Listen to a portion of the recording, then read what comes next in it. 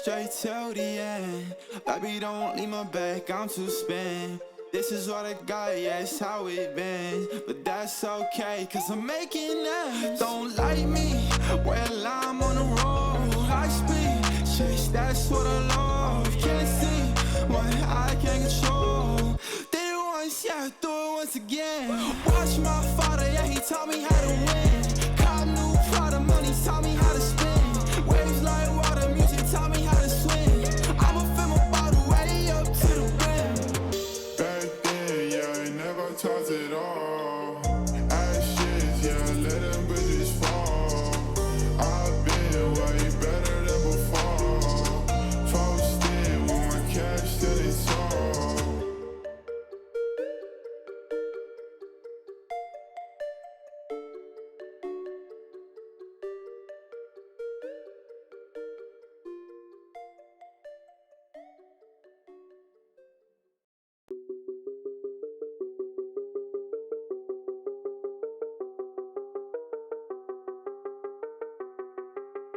I took people's drop boxes. I was like, are you a conservative, ma'am? And like an old lady would be like, yeah, I'm a conservative. And I would fucking deck her, take her ballot and just rip it apart right in front of her face. I was like, you're not allowed to vote this way in California. That's right, bitch.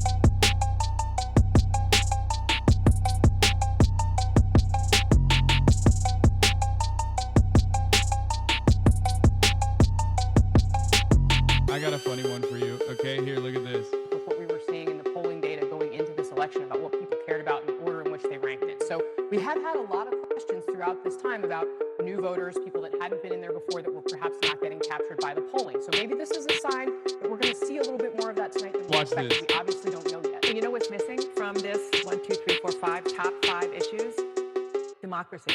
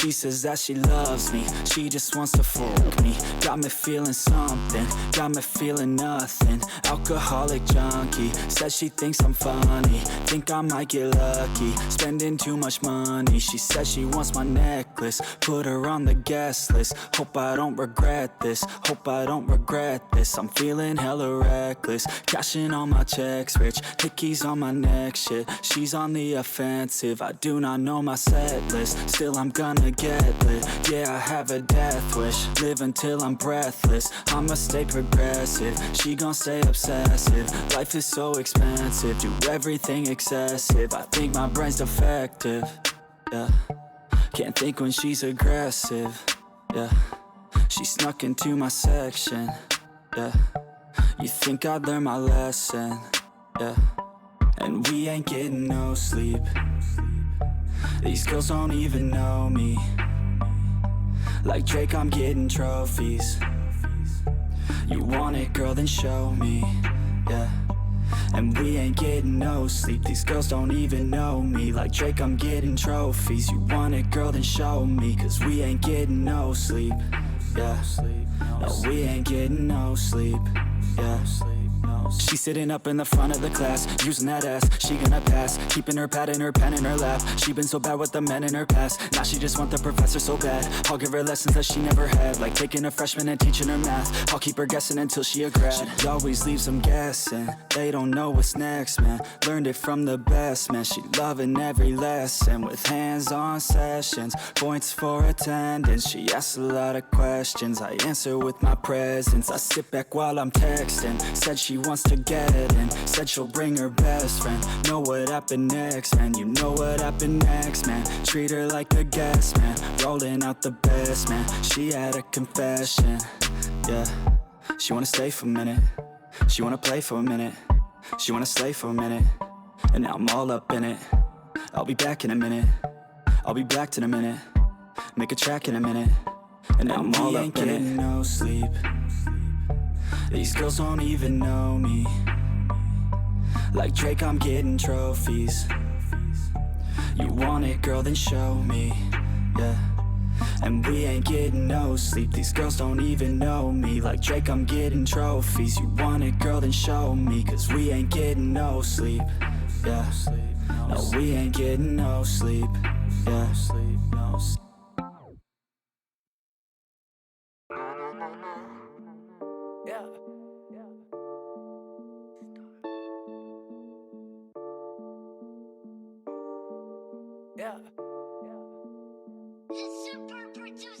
I need to smoke where the match is. I'm a king, fuck your status. Getting dough, I pay no taxes. I'm a star in all fashions of the word, bro. I'ma flip the bird, bro. Coming through in foreigns and all you hear is skirt, ho. All polo and some white shoes. Funny thing now is I'm a nice dude, but when you cross that line, it ain't the right move. But my tender bitch is what I like knows. Oh yeah, can you feel that? I'm giving y'all that real rap. I'ma get the money, make the deal fat. Making hits with a steel bat. The Audi Quattro or that Monte Carlo. Which whip will I whip tomorrow? Got 6 chicks down to sip the bottle. Go coast to coast, I can ship the cargo. I don't really know if these people keep it real. I'm just telling all you fuckers how the homie really feel. And I'm looking up to God, can you tell me what's the deal? I'm just waiting for your answer at the altar where I kneel.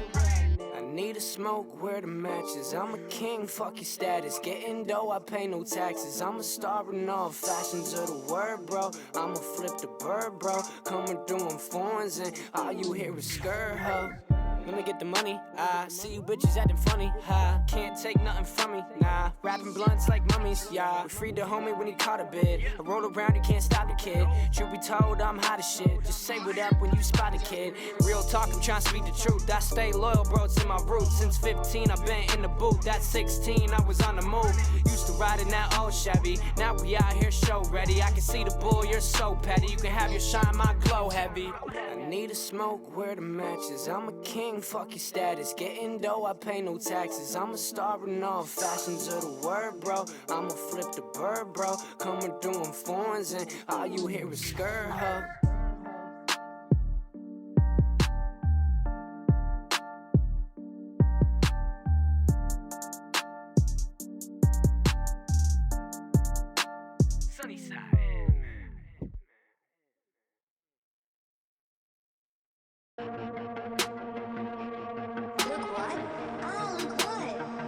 Wait, are you fucking kidding me, dude? Oh my god, you are such a pathetic piece of shit. Shame on you. Shame on you, you fucking liar. You fucking filth. You fucking absolute dog shit. You fucking piece of shit. You fucking garbage motherfucker. What a fucking liar. What a fucking measly little liar, dude. What a fucking measly little... Holy shit. What a fucking measly little liar, dude. Holy fucking shit, dude. Fuck you. You fucking piece of shit. You fucking garbage motherfucker. I cannot believe it. You fucking piece of garbage. You know these motherfuckers are such liars, dude. I despise these people so much. God, why are you such a fucking horrible monster, dude?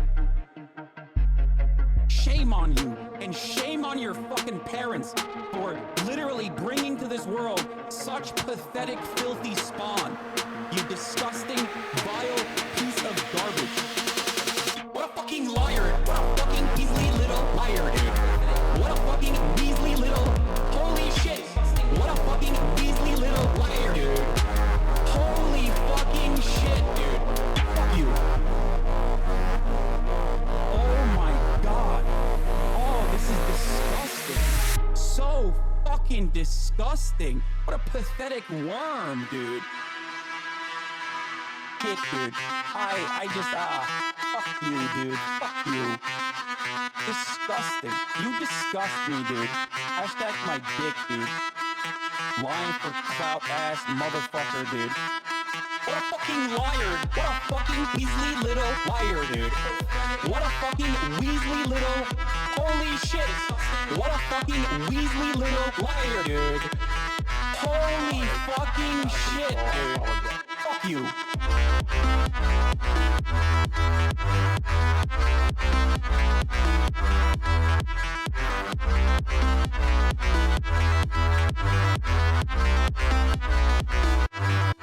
What a fucking liar. What a fucking weaselly little liar, dude. What a fucking weaselly little, holy shit. What a fucking weaselly little liar, dude. Holy fucking shit, dude.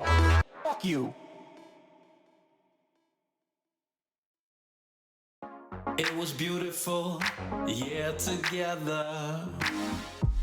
Even though we planned forever. Days of dreams, nights of talks. It was only us together. The world was ours, nothing out of reach. Imagine where we could be. Our dreams is one, hope brighter than the sun. What could ever stop us? Then it all turned. I don't know why. Still to this day, I'm wondering why. Will we ever know? Will we ever get to understand what we both went through? Anyway, I'm thankful for the times I had with you. I just want to thank you for loving you. Your love made me love myself more. And I could never thank you,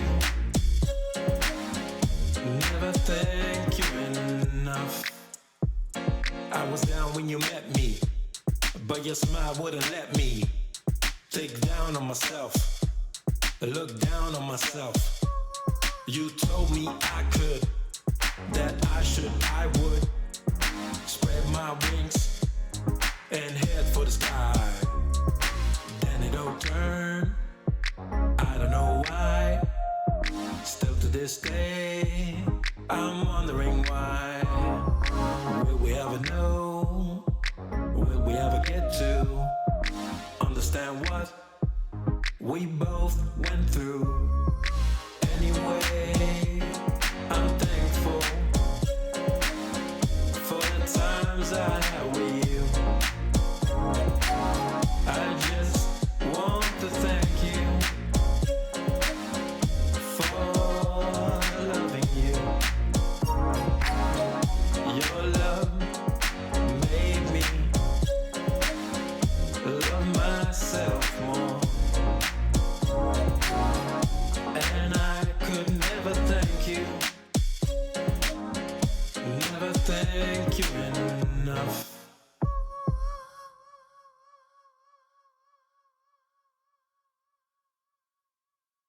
We aren't better because we want to be. Because the road to hell is paved with good intentions.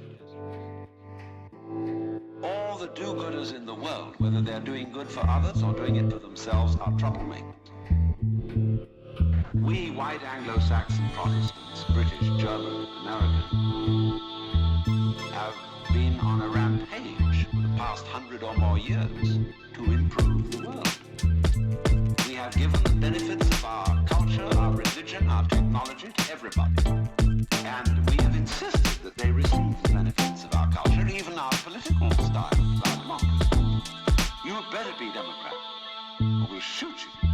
And having conferred these blessings all over the place, we wonder why everybody hates us.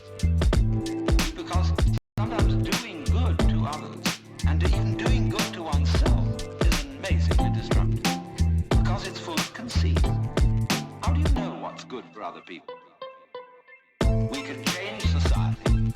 We can get enormous enthusiasm going out of the idea that there is a revolution afoot, and that this revolution is going to set everything to right. Do you know a revolution that ever set anything to right? Whether the revolution came from the left wing or from the right wing. When we have a great system, and great power to put it into effect, there is always more violence, more bloodshed, more trouble. Diabolical things are done in the name of righteousness. We don't change. We're doing the same thing today, but under different names. We can look back at those people and see how evil that was, but we can't see it in ourselves. So therefore, beware of virtue. We aren't better because we want to be. Because the road to hell is paved with good intentions. Because all the do-gooders in the world, whether they're doing good for others or doing it for themselves, are troublemakers. Lao Tzu, the Chinese philosopher, said, the highest virtue is not virtue, and therefore really is virtue. But inferior virtue cannot let go of being virtue, and therefore is not virtue. All the do-gooders in the world, whether they're doing good for others or doing it for themselves, are troublemakers. We aren't better because we want to be.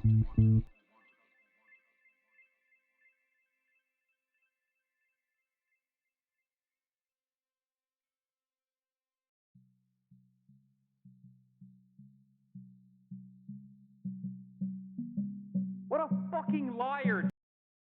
Fucking Weasley little liar, dude. What a fucking Weasley little liar, dude. Holy shit, dude.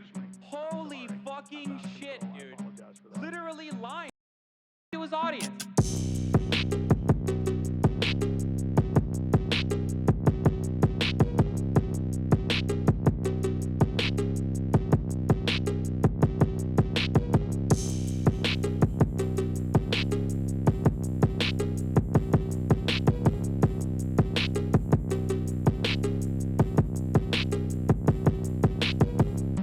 What the fuck? Okay, that's my PTOS. What the fuck?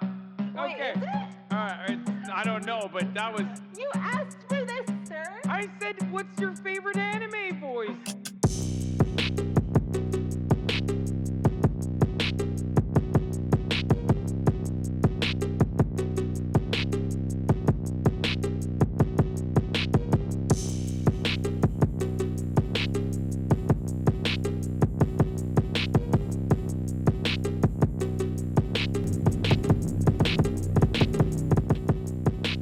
Hey, hi, hello. What's up, internet? How's it going out there? Hope everyone is doing well and good. Hope you're having a good weekend or, just a good Saturday. I'm doing okay. I am fighting a migraine. And, we're watching Pearly Things tonight, so double migraine. 2 migraines in one. 2 migraines for the price of one low existence. I don't know.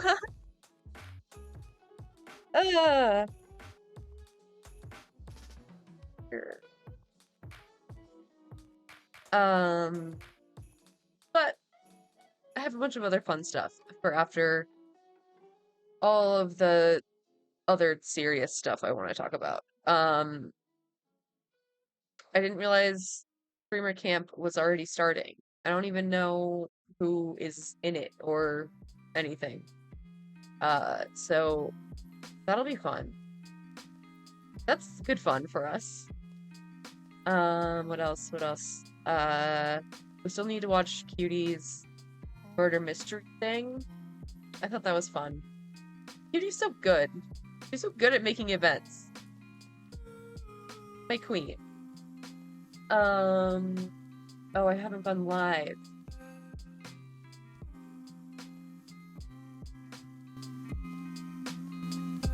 I'm just gonna do that. I'm sorry. I keep fucking forgetting to do this. My bad.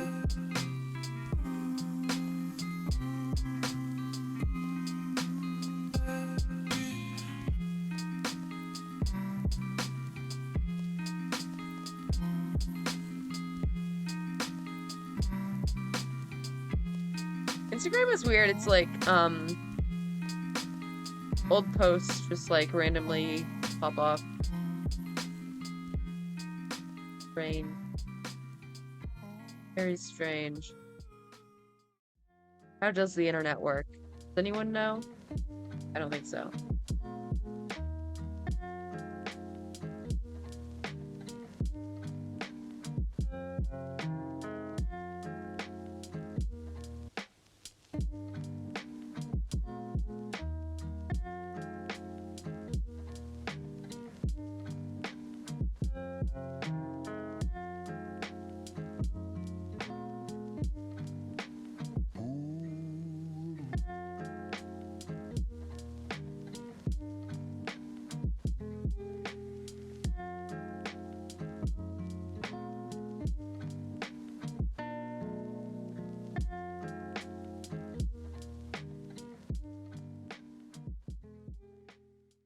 Before we decide either to save the planet or to destroy it, we pause for a moment of silence. I don't mean that kind of grim silence which one observes when somebody says such and such a famous person has just died, and we'll observe a moment of silence in his honor. And everybody frowns and thinks very serious thoughts. That's not silence at all. I mean real silence.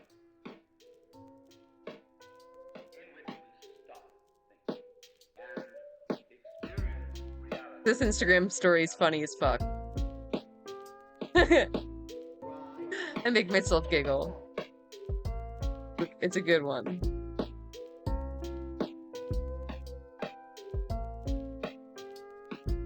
And post. And post. That's good.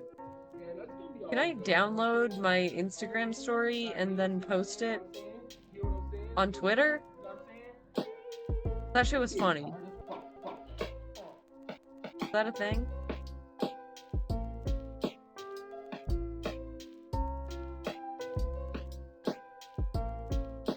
It's mine. It's mine. Let me download it. Stupid Instagram. Maybe I can do it in Meta. Business suite. Yeah, I'm a businesswoman. Something of a businesswoman myself.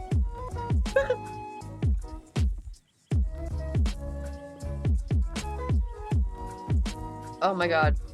I'm actually looking forward to the Piers Morgan Pearl thing. It's so fucking funny.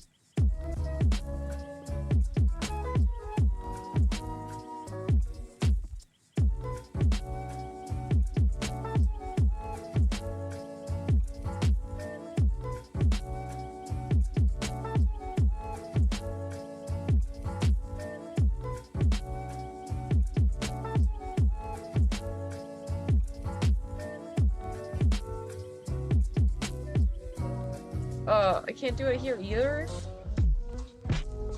Come on now. It's literally my story. Why can't I have it?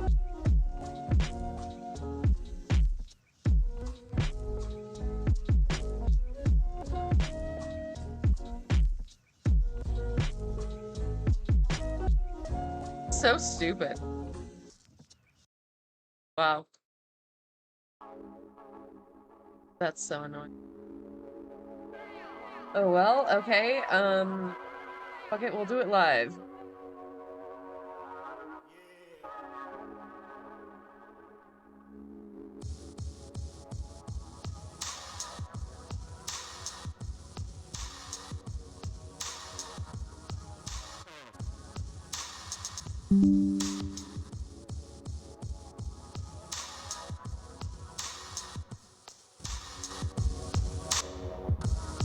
Just one moment. I'll be with you in just a moment.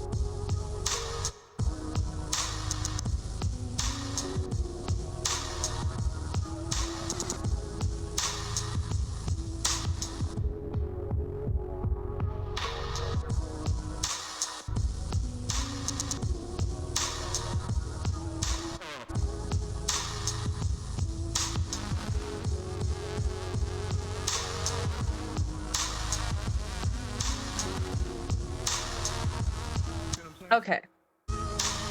And done. Kind of vibing though. Kind of vibey.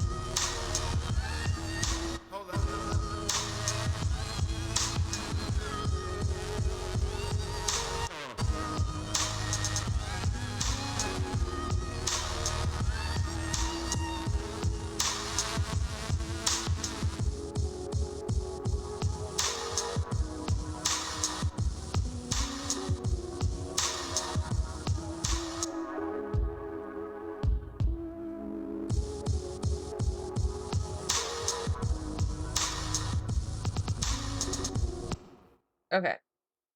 All right. I guess we get into it. I don't have any other personal news besides having a migraine.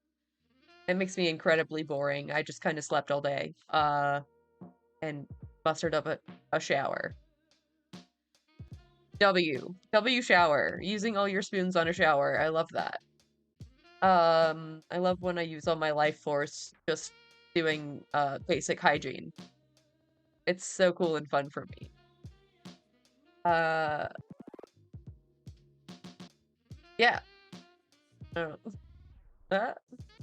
What? We're gonna start with this very doomer thing. Are ocean currents collapsing? Separating science from bad reporting. Because I did see something about this. I saw a blurb about the ocean currents are they're not working, or something about the temperature, something or other. I did not look into it because that seems bad and scary. So we'll let Rebecca fill us in here real quick. She is like a scientist. I don't know. So we'll see. The other day, I was scrolling through science news when I saw a paper published in the journal Nature that suggested that the Atlantic Meridional Overturning Circulation, or AMOC, which is a system of ocean currents in the Atlantic Ocean that bring warmer water north and cooler water south, is on the brink of collapse, which may happen as soon as 2025. That is quite alarming news, so I was no. concerned. But imagine my surprise when mere moments later, I happened across an article in The Guardian stating that the Gulf Stream is also on the brink of collapse, and that also might happen as soon as 2025. Holy shit, that year is gonna suck.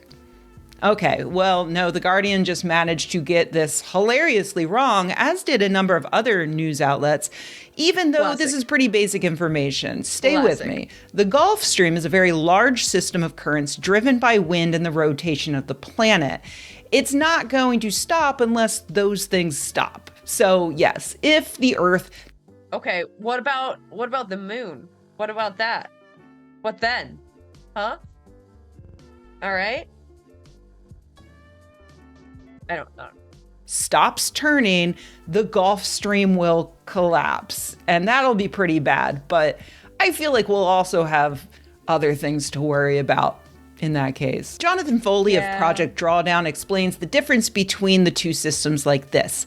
If the Gulf Stream is a superhighway, then the Atlantic Drift is an exit off of that superhighway, which leads to a small road that is the AMOC. AMOC is much slower and much deeper than the Gulf Stream.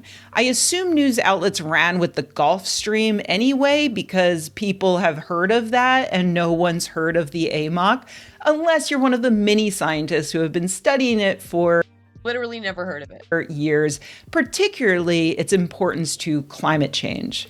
Researchers have been directly observing the AMOC since 2004, when they deployed a series of instruments to measure conditions on the seafloor from Morocco all the way to Florida as part of the RAPID program. Scientists combine those direct observations with longer-term indirect observations to try to figure out what the AMOC has been up to in the past and what it might get up to in the future. This new study is based on those indirect measures, particularly sea surface temperatures, which is data that we have going all the way back to the mid-19th century. These measures are, by definition, overly simplistic, but they're important because researchers need every scrap of data they can get to figure out the larger puzzle of what's going on. That indirect data has led to a lot of interesting past research, as Stefan Rahmstorf describes over on his site, realclimate.org. The preponderance of evidence suggests that the AMOC has been weakening over the past century and that has been caused by human activity. It also suggests, this data, that it's always been super unstable. What does that mean, weakening? Not sure. Oh, hey, thank you for the follow. And that instability is connected to some pretty severe past climate events. Like, I don't know, have you heard about the most recent ice age? So yeah, it's a pretty big deal for humans if it suddenly comes to a halt. I barely survived the most recent Northern California winter when it dipped down to the 40s. I cannot handle an ice age, I assure you. So, should this new study about the AMOC collapsing make you worry? Well, I mean, kind of, in the same way that every news study showing how bad climate change is going to be should make you worry. But you should only really worry to a point. Like, at some point you should reach peak worried, and then you should just channel all of those feelings into agitating for change. But the AMOC probably will not collapse. Yeah, I've been writing at peak worried since, like, I don't know, 2013? I've been very worried for a very long time.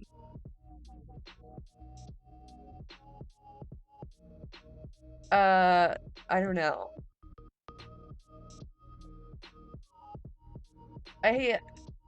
I do really like all the work that Just Stop Oil is doing. They're kind of, I mean, I can't endorse everything that they're doing legally. But I do enjoy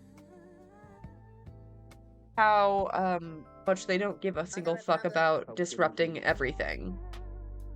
They were the ones, I think, that did the soup, if I remember correctly.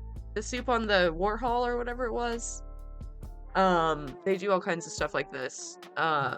Just like sit-ins and stuff. I did see one where they like rubber cemented their hands to the ground. Please don't do that. Please God, don't do that.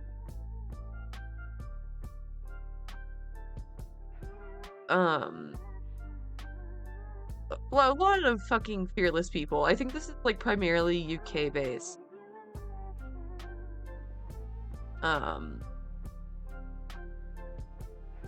Corrupting graduation. Very based, very cool stuff. I would recommend follow what they're up to.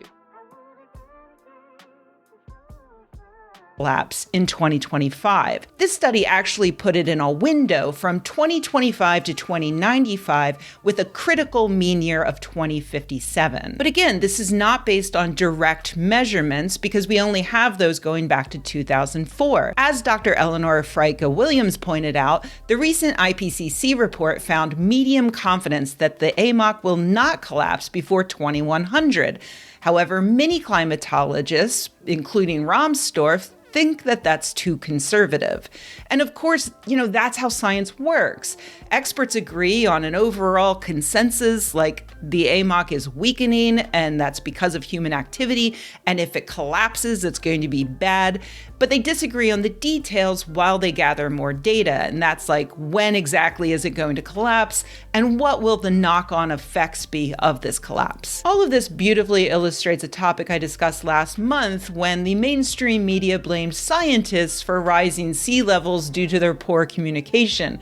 That was based on an actually good study that... I watched that. Oh my god, it's so fucking infuriating. They've been so very clear, very, very clear in layman's terms, telling everyone what is going to happen. Like, they could not have been more clear. Simply found better ways for scientists to communicate complicated ideas. That study found that it's very, very difficult and yet very, very important for scientists and science communicators to properly discuss ambiguous findings when talking to the general public. That study used the example of sea levels rising, pointing out that while the rapid disintegration of the West Antarctic ice sheet was unlikely in the next century, it is one of many unlikely events that, if any of them were to come to pass, would have a devastating effect on humankind, and so it's probably worth trying to avoid anyway. Now we have another great example. Current data suggests it's unlikely that the AMOC will collapse in 2025, or maybe even before 2050, but if we don't change what we're doing right now, then the chance that it will happen is going to continue to grow, and it is vital. I feel like I missed an important part. I zoned out, just like I did in science class. How is it going to collapse exactly? Oh, she's so smart and she talks so fast. Really important we not let that happen. I think that the authors of this Nature paper effectively communicated their findings, and I think that the scientists who I've read on this topic, like those I've mentioned here, have also done a great job communicating those findings to the general public. It's a shame then that the mainstream science news reporters can't even be bothered to get the name of the currents right, let alone put these findings into perspective. Like, it's bad enough to downplay the climate catastrophe, but it's almost as bad to make people panic to the point that they think that there's nothing we can do and that we should just give up. Don't panic. There is something we can do. We can stop this from happening. Don't, take your worry to the next level where you just curl into the fetal position and die. Instead, use that concern to stoke your passion and get out there and agitate for change. Agitate for our billionaires to start caring about what's happening and make a change. Indy. Indy, come. You can't go to the baseball game. Daddy has cheese. Oh. Look, he's got cheese, Indy. Oh. Indy, come. Oh. Come. Indy.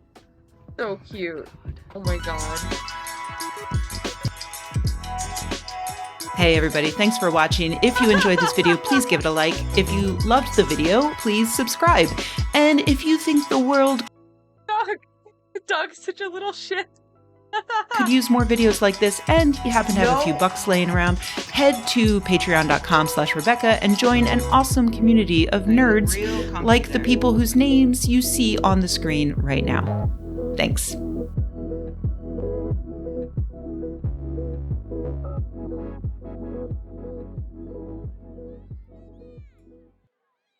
Flashing light warning from 119 to 132. If you are sensitive to flashing lights, please skip that sequence. Welcome back to the Commentary 19 and 132. I'm probably gonna skip that. Podcast brought to you by Dick Cheney and the Cheney Girls. Introducing your host, Fist Warrior, proud recipient of the Brain Damage Prize and the first man to be hit by a Model T. Hello and welcome back to the Daily Commentary YouTube broadcast, available on AM and FM radio, iHeartRadio, and Kick. Sponsored by Steaks.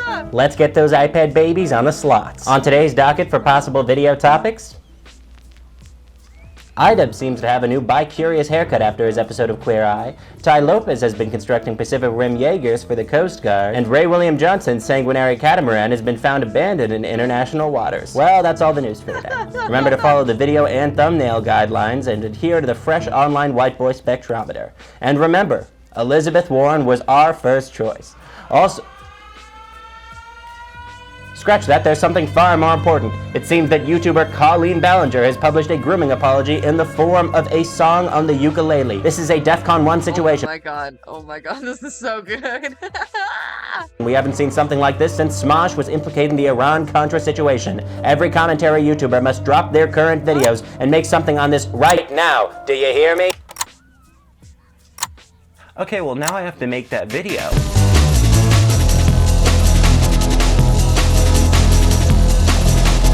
Oh shit, I love Ro. I love Ro so much.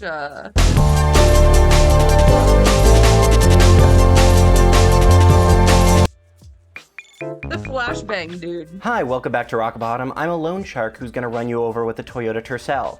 Where's my money, fucker? Many people, and by many people I mean nobody, have been asking where I've been for the last month and a half, and between the private flights to the white sands of the Maldives and swimming through the physical Bored Ape NFTs in my offshore bank accounts, I've mostly been trying to get psyched up to take antidepressants and playing the Watergate board game. Tricky dick, you son of a gun. I think I'm gonna stop taking Lexapro forever. It's just about my luck that my hiatus overlapped with a YouTube cultural event that left a nuclear crater. We haven't seen a disaster like this since Chernobyl. They dredged the river downstream of Miranda Singh's Sicilian castle and found 3-headed catfish and the creature from the Black Lagoon. The River Monsters guy is trying to turn the area into a UNESCO heritage site. I'm not playing you. If you take a Geiger counter down there, it sounds like an Aphex Twin album. The surrounding Italian countryside has a population that looks like the Mos Eisley Canteen. Dude, how is she so fucking funny? How? Band. What? Okay, well now I have to look up Aphex Twin and Geiger counter and Cialis coupon 100% discount. Can you stop talking over me and can we go back to the video? Yep, sorry. Okay. No, I'm getting ahead of myself though. What happened, right? What's the context? And for clarification, this is absolutely only for my mom who watches the videos because all of you already know. Well, there's this YouTuber, Colleen Ballinger, otherwise known as Miranda Sings, who made essentially kids comedy content. She embodied a silly character for children. And lately there has been a resurgence of allegations levied at her years ago by minors who were in group chats where she sent some very inappropriate messages and essentially groomed a 16-year-old boy. Yeah, we're all familiar from the 2,000 other videos. into running some of her social media, then destroyed his reputability. It should be said that in this case, grooming does not necessarily mean that Colleen was attempting to enter a relationship with these people, just that she was influencing them and interacting them in an irresponsible way for the power dynamics at hand. Teenage fans versus 30-year-old. Yes, she perhaps wasn't trying to enter a relationship, but yeah, it was very inappropriate. And also, her brother was trying to enter into relationships. So that is grooming. I feel like that's not getting talked about enough. and shit-talked him to the whole community because he made a tweet that got her a little backlash. Essentially, gross misuse of her power and platform and incredibly irresponsible interactions with fans, alongside a cultural reckoning with old videos that contain things like mocking Korean people using Gangnam Style, dancing to Beyonce in blackface, talking about abusing her childhood dog, other racist stuff, and most importantly, not really ever being funny in any of them. Some of these allegations came out years ago, but eventually fizzled out. She was able to tame the narrative and escape any real consequences, but this time, not so much. So her career is what we in the business like to call functionally over. She's fucked. She's got nothing in her excuses bag that makes up for any of that. I forgot about racism. No! My twin sister did it. No! I'm a neurodivergent grad student. No! Right? My twin sister is neurodivergent. No! Okay. You know, in a sense, being canceled is a fate worse than death. No, it's not. I just wanted to feel the shape of the words in my mouth. It felt like steel wool and live bird. Last time we saw a white woman in a pickle like this, we got a Sofia Coppola movie about it. And in a case like this, with one's back against the wall and the common people against you, the guillotine's primed, the torches lit, and the pitchforks sharpened, will you let them eat ukulele-shaped cake? Does anybody know how to play We Are the World 2? So Colleen comes out with a 10-minute Hellenistic epic of an apology. Her musical odyssey, her siren song, sales of Anthemosa drift towards— It really was an epic. Why was it so long? If not for monetization, then what? Did she just have that much to say, I guess? There's a lot of, like, repeated verses. Like, the chorus, like, comes back, like, 10 times. I don't know. Her delicate voice until they notice that she's saying the only two things I ever groomed are my 2 Persian cats. Oh, brother! It's hard to explain how truly atrocious this apology is. It is so bad that I can't watch it for more than like 15-second bursts. You'd have to Clockwork Orange me to get me through the full minute. It's like electroconvulsive therapy, but you're hooked up to a Tesla battery. There's a profoundly evil energy coming from this video. I presume this is the feeling the priest got walking into the Exorcist house. Now, just a disclaimer, if you're concerned that this video is solely about the apology, it is not. I will expand into further topics specifically about commentary as we make our way through. I just want to cover this apology in a cursory sense because I do think it's interesting and I do think there are things that people aren't saying. Now, for the plethora of commentary videos made on this apology, it is not exceptionally complicated at its core. It's a simple series of spin tactics starting from the very beginning. Early in the video, Colleen says that her team told her not to speak on the issues, and some people took this as face value, essentially saying what a terrible mistake she made. But I don't think that there was enough conversation around the fact that this is a framing device in itself, one that is intended to act as a rhetorical strength, not a weakness. Although it backfired spectacularly, the intent of saying something like this is twofold. The first purpose is to disarm the audience, frame this obviously scripted apology as something more off the cuff, more spontaneous. And the second purpose is to present a false sense of earnesty, that this is an anti-corporate, from the heart, nothing to hide apology. Of course, the failures of this apology are very easy to see. Colleen has loads to hide, and throughout it, it is very clear that she would rather play off the gravity of these allegations and past transgressions, shrugging and saying she knew no better, and has grown, has taken accountability even with no visible accountability having been taken. Colleen absolutely is delusional here, but the intent of the video was to use a whimsical tone in itself to absolve herself of some guilt and blame. E.g., how could this person be so bad when they're taking this in such a silly direction? But a huge problem with this framing decision is that all so much creepier in black and white. Oh my god. All of Colleen's whining about being hated, harassed, berated feels hugely misplaced within this bizarre musical display of innocence. This, combined with a clear rejection of reality, gives this video a weird, almost surreal feel. The whole video is about how her actions were misrepresented or taken out of context or vastly blown out of proportion, but she isn't able to show a shred of evidence in her favor because, well, it didn't exist. Her actions weren't just weird, they were harmful, irresponsible, and outright offensive, and her incessant denial of this creates such a weird tone. Because of this contradiction, the video almost functions as a self-fulfilling satire, a living, breathing oxymoron. Engaging with it is as useless as it is entertaining, a video consumed so completely by its own failure that it barely exists outside of cultural perception of it. It is the surface of boiling hot water, a gravitational force on itself, an utter train wreck too narcissistic to be worth anyone's time, and because of that, we must look at it, we must unpack it, we must become the audience it does not deserve. It would buckle under its own weight if we were not there to witness it 1, 2, 3, 8, 12 million times, propelling it to Colleen's most watched video, past the— Ain't no way. It's her most watched video? Dude, that's so depressing. Oh my god, I didn't realize. Holy shit. There's so many dislikes too. I think it's like over 1 million dislikes. The announcement of her first pregnancy, one of the most important moments in her life. When a cultural locus like this is created in front of our eyes, it's almost incomprehensible.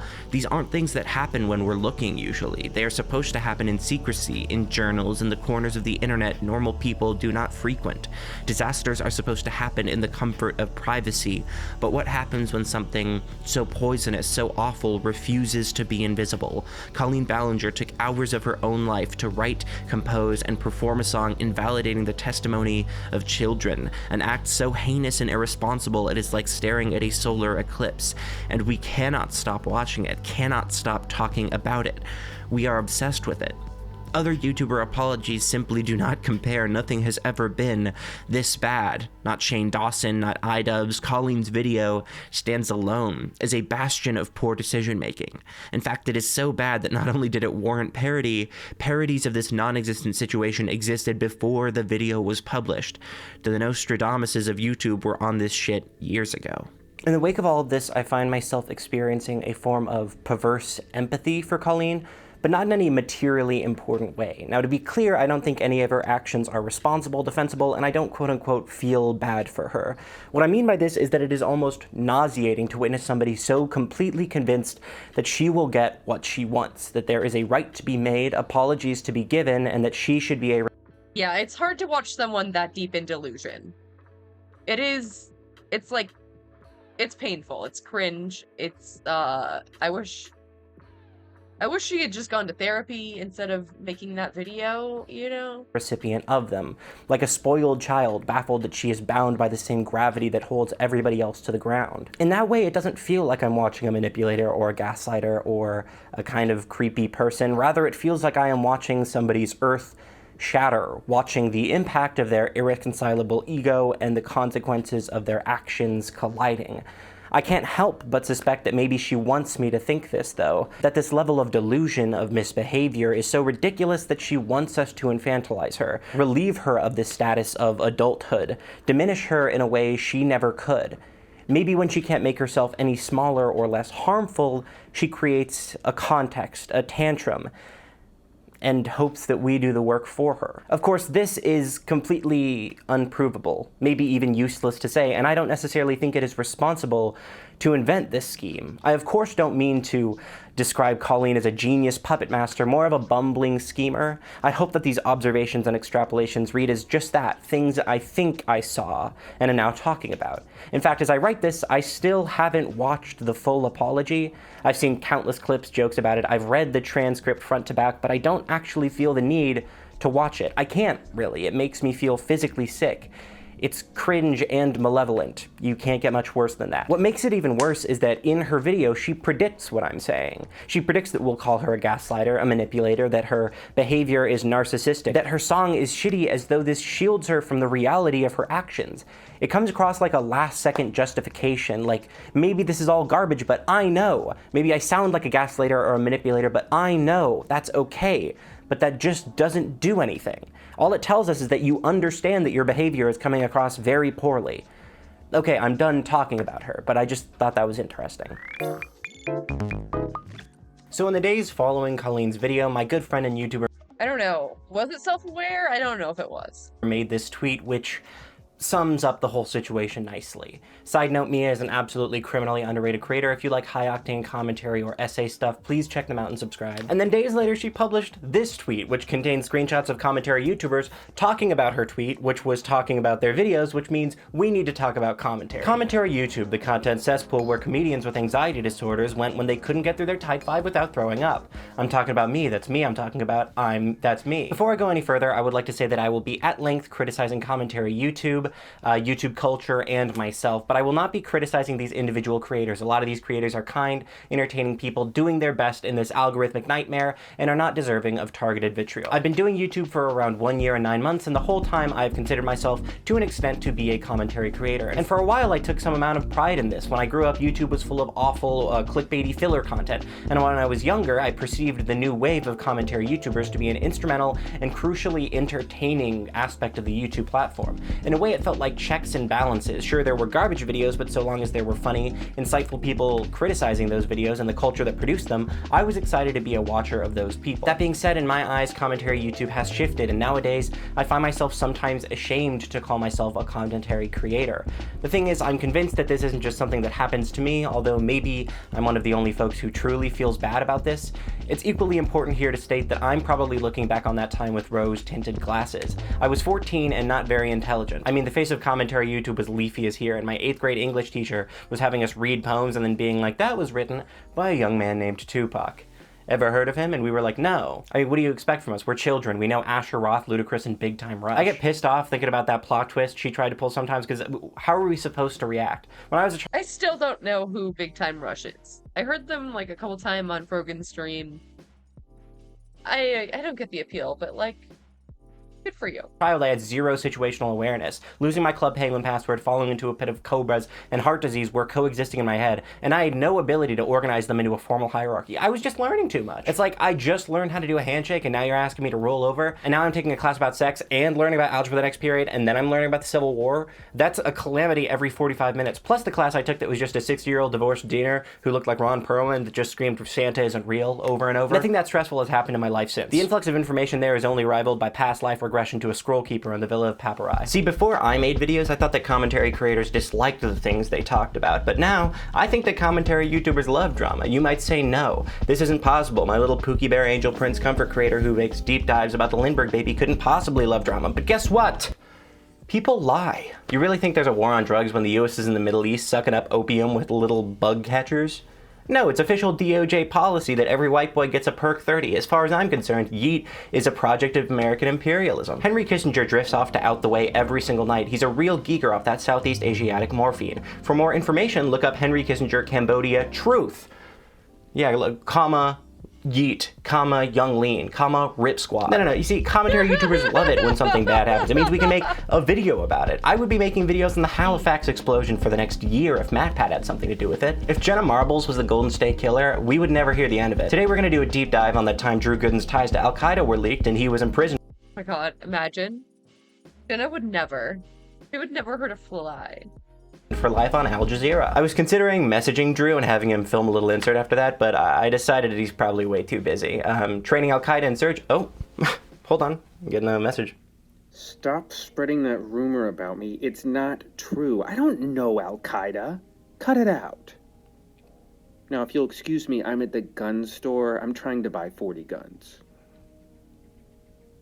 For me. Oh, I did message him about it. Now, this isn't to say that creators are just brainless, soulless content farms. To every Twitter user who hurls criticism and deriding comments at the commentary YouTube community and format, I'm sure the creator you are writing to, myself included, has felt the same type of way, that their content was inadequate or basic or clout chasing, but continued on the same path for a simple reason. Money. And not money in a dark, profit-maximizing, sludge kind of way. Money in an I like to pay my bills kind of way. YouTube can be incredibly lucrative, yes, but for a lot of creators, especially smaller ones, it isn't a money printer. It's far from perfect. And at the end of the day, in a career dominated by a fundamentally unpredictable algorithm and the whims of massive cultural trend shifts, a safe video topic that is going to get views might be the best option on any given day. A safe thumbnail just might be the best bet. That isn't to say that this is a good thing, just that it is explainable, that an explosion of content on a singular relevant topic isn't random or unmotivated. Okay, stop me if you've heard this one, guys. Yeah, I mean, this whole thing is like a little silly to me. Like, yeah, commentary YouTubers like to talk about things that a lot of people are talking about so that they get a lot of views, because that's how they do their job. Talk about things that are interesting in pop culture. Yeah. 3 commentary YouTubers walk into a bar. The first one orders a beer. The second one orders a Shure SM7B podcast microphone. The third one says they should start a podcast, and then we smash cut back to the Jubilee video they're all reacting to, right? What the fuck is a commentary YouTuber? Okay, Did you know that Noah Samson and I were going to start a podcast until we realized we didn't wanna? It's true. I get in front of a Oh my god, I wish. That would be so good. Please? podcast mic and I get seasick. Listen, I'm not trying to complain too much. There are worse things to be than a commentary creator, like a rat or a beetle. End of list. But it's nice to be the lowest common denominator sometimes. If the internet is a young buck in its prime, I'm a tick that's carrying Lyme disease. I'm in parasitic freak mode. The only thing that separates me and a xenomorph is BMI. Put me in Creator Clash and I'm shambling around the ring like a Call of Duty zombie. I love this atmosphere. I don't know how she does it. How do you do this? Is this a smoke machine? I don't know. I mean, look at the commentary YouTube fodder these days. We're one restraining order short of employment at the Daily Sun. That being said, I still like to think of myself as a cool Butch Cassidy type, a content crusader and someone who speaks truth to power and fights the system. Not in a QAnon MGTOW way, more in a Bob Ross type of way. Sometimes I fear that I come off too silky smooth and milquetoast, like, who here knew I was a communist, right? Do I talk about that enough? And do not send this video to my grandmother. She doesn't want to hear that. On the other hand, the other parts of me are too strong. Like, I was a theater kid in high school, but you already knew that because trying to get rid of the stench of being the treasure of the thespian troupe is like trying to wash blood out of linen. It's an eternal curse too. It hangs over my head. Do you know how embarrassing it is to be a clockable theater kid? Almost as embarrassing as being a TikToker turned commentary YouTuber. Oh wait, that's me. Being a theater kid is harder than ab. Okay, I get called out in every single row video. What the fuck? Abject poverty. I'll say it. If I do chorus line choreography in the wrong borough, I'll be keel-hauled and turned to a blood eagle. I'm a trans woman of color, and the worst marginalization I face is that of being a part of the cult of Thespis. That being said, I'd love for us to never talk about this again because it makes me so embarrassed that I get all puffed up and sweaty and I look like Robert De Niro in Raging Bull. Sorry for the construction, but another thing I kind of think about all the time is, who are commentary YouTubers to even give our takes on anything? You look at all the biggest commentary YouTubers, even the smallest ones like myself, who are we to have an opinion? I'm a 21-year-old college dropout. Not to give academia all the credit, but I thought that white flight was an alternate name for Superman until sophomore year of high school. I can barely take care of my plants. I'm in $10,000 of debt to the IRS, and that's true. Like, why am I up here giving my opinion? But at the end of the day, you're probably not clicking away from this video after I said that, unless you're an IRS agent, in which case, hey, go easy, bud. Go easy, bud. You don't want to hear about the $50,000 of unmarked bills that I got from dealing meth. Come on. Oh, no. But it really isn't about credentials. Bro, no, don't say that. Don't say that. They're listening. Or opinions. It's just about the person. It's about personality, and that's totally fine. But I sometimes feel like maybe there's too much weight put on our opinions. Because they're not very important. I'm not very important, or at least I'd like to think I'm not. That would make me scared. I assume that a neighbor can hear me right now, and that's making me freak out a little bit. Oh geez, they know that I'm fiending for YouTube views, so I'm making a Colleen Ballinger video. This is great. All right, back to the other stuff. The commentary format is an interesting one because it is based on the idea that the one person is delivering their opinions, insight, and entertaining quips on a topic in a relatively informal setting. And that is what is interesting. That combined with the more intimate personal form factor of YouTube can make for a type of content that isn't just starkly direct but wildly variable from creator to creator.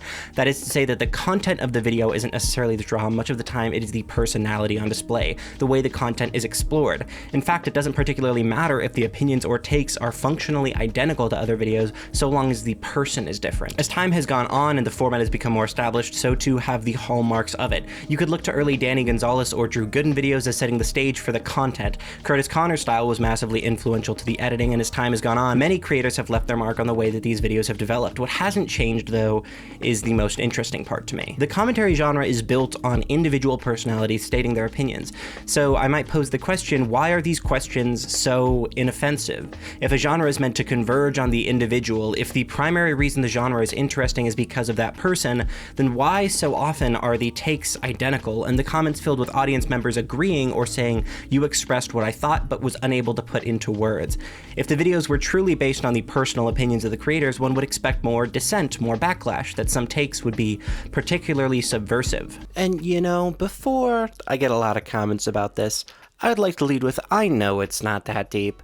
I know it's not that deep. I just think it's interesting. It's something I want to talk about. It's my job. I like talking about my job. And some people might say, you know, I think you're wrong. And I'm fine with that. But I think if I was significantly wrong, it wouldn't be like really relevant whenever a commentary creator has a bad take or like has a dissenting opinion that everybody thinks is stupid. Moist Critical 90% of the time is not living in a lot of people's heads, but when he made the terrible iDubbbz take, which it wasn't a great take, everybody freaked out because it was marginally subversive, right? It wasn't the exact same take that everybody else had. Was it a bad take? Yeah, but like people freaked out because it's not a common one as well. Yeah, I do think there's something to that commentary YouTubers generally will parrot the same talking points over and over again, and that we don't mind, you know? It's the same because it's comfortable. And when it becomes uncomfortable, that's when there becomes backlash.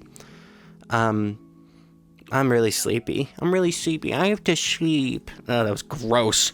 That was fucking gross. Oh, God. Well, all of this that I'm saying is kind of converging on a single point, an opinion that I have, that commentary as a genre might be inherently not subversive.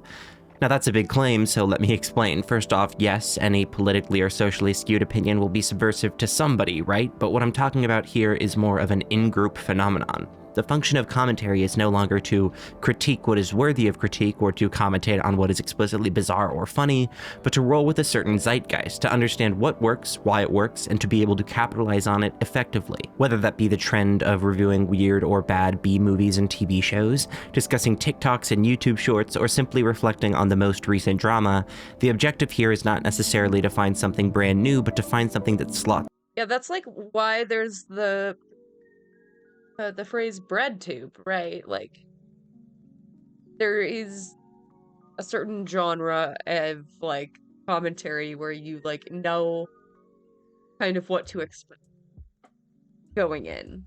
And, like, I don't know.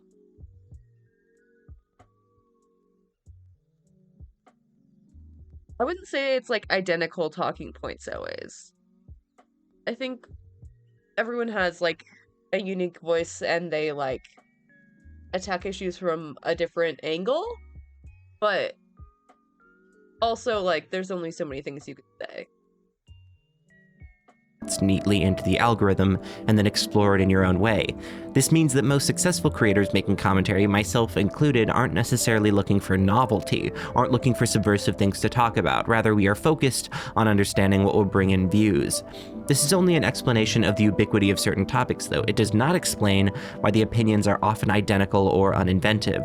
The hard truth is that building a YouTube channel most of the time is about carefully cultivating an echo chamber that is accessible enough to expand into. To not just find your niche, but to find a niche, and participate in that niche effectively enough to grow. Because of this, there are opinions, political, social, and otherwise, that may not be stated explicitly because the creator is mortified of alienating their audience. This fear is built into the way that creators grow now, not by taking risks, but by safely scaling the hill on all fours.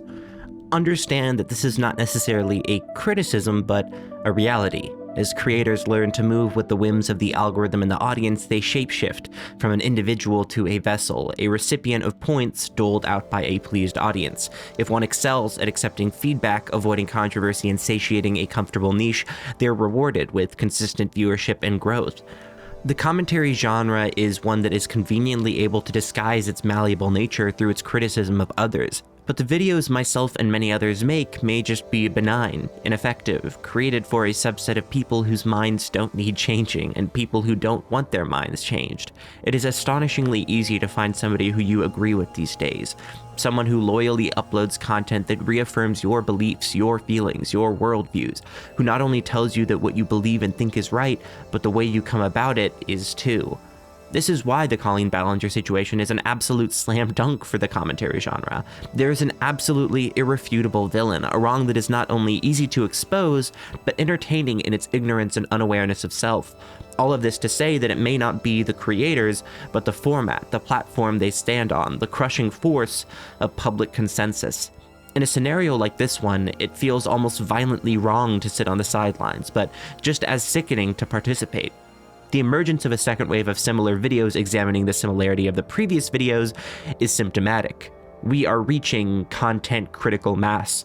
There are dozens of videos for people to watch on any given topic. Small creators clamoring to speak about the latest debacle, huge creators raking in reliable views, and an audience given so many options that it almost feels rude to complain. YouTube is swelling with identical opinions, think pieces that bleed into each other, and videos that might as well be one pulsating mass, lumbering through the homepage, absorbing others into their oblivion. And all of this to say that I feel insecure. I feel guilty.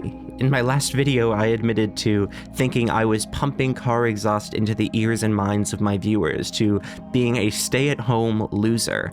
And that truly is a me problem, but it feels a lot less like a me problem when it seems like everyone else encourages it.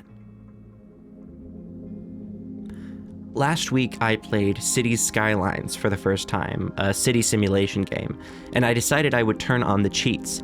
Infinite money, infinite resources, etc. I poured millions of dollars into developing a city where happiness was omnipresent. Everyone had everything they could possibly want in a super society. There was nothing to be desired. Every need was met. It was attractive, it was idyllic, and it was disgusting. I wanted it gone. I terraformed for what felt like an hour, routing the river into the heart of the city. As floodwater rushed into it, in a matter of minutes, I watched innocent... Oh my god. Bro, Jesus, chill. Oh my god. Civilians slowly flee. Even with the entire city knee-deep in water, though, thousands remained. I cut the power, remarkably few left. I cut the water lines, I buried the city, I severed the connections to the freeways, the only way out. Finally, the city was empty, a wasteland subsumed by the surrounding waters, full of itself. Happiness had dropped to zero, not a single soul lived there. I drained the water to reveal a veritable apocalypse. The land was bone dry, no vegetation, hundreds of abandoned storefronts and homes laid to waste. In a final decision before I went to sleep, I decided to reconnect the roads to the highways just to see what would happen. To my surprise, within minutes, hundreds returned. Then over 1,000. Their brightly colored vehicles zipping past the dilapidated buildings and barren earth, constructing a new life on top of the old one. In the end, it wasn't about me. They just needed a place to convene.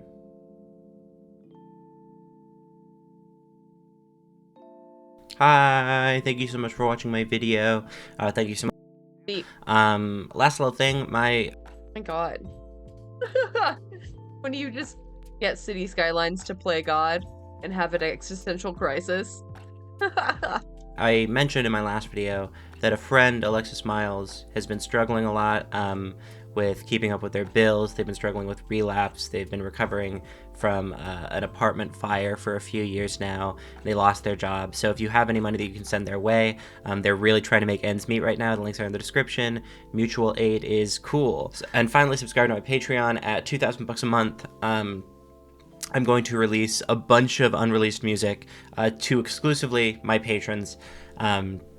Nobody else will be able to hear it. So if you want in on that, go to my Patreon. And also, all of the music that is in this video I made myself and is royalty free and up on a folder on my Patreon, and you can use it in your videos as much as you want. So if there's any music in my videos that you end up liking, that's where it will be. But other than that, thank you so much for watching. Take care of yourself, take care of others, be kind to yourself, be kind to others, and as always, thank you. Bye. Okay, Vomit Girl asks, are you more of a Bert or an Ernie? I am more of a Vomit Girl. Luck asks, which YouTuber do you think is the most likely to try to hack into your channel and impersonate you for clout? And Mia Cole says, Rose, you should answer this one. So I'm going to say Mia Cole. Mia Cole is a vindictive shrew. Aerith says, one of your recent videos showed you fighting Margit in Elden Ring. Have you managed to beat him? And what do you think of the game so far? Have you played any of the other Souls games? And if so, what are your thoughts on them? Yeah, I did manage to beat them. I managed to beat him. I played that whole game, I guess probably going on like 8 months ago now. Amazing game, really loved it. In terms of the other Souls games, I've hit sort of either a difficulty wall or a tedium wall in all of them. Or I hit a difficulty wall in Sekiro, which I'm just not good enough to beat. But I do intend on playing all those games and playing Armored Core 6 when it comes out. Okay, thank you so much, and go subscribe to my Patreon and give me $1 zombillion. Okay. Some billion. Okay. All right. Do it. Okay. Bye.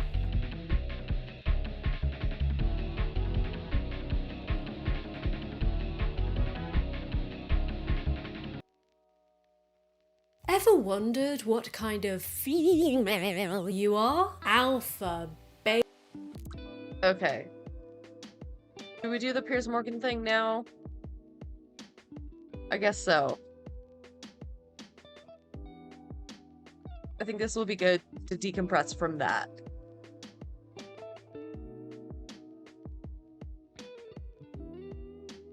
God.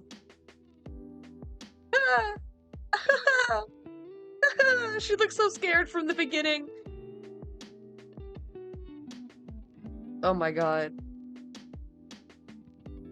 I wonder what they were talking about before they started rolling. I must know.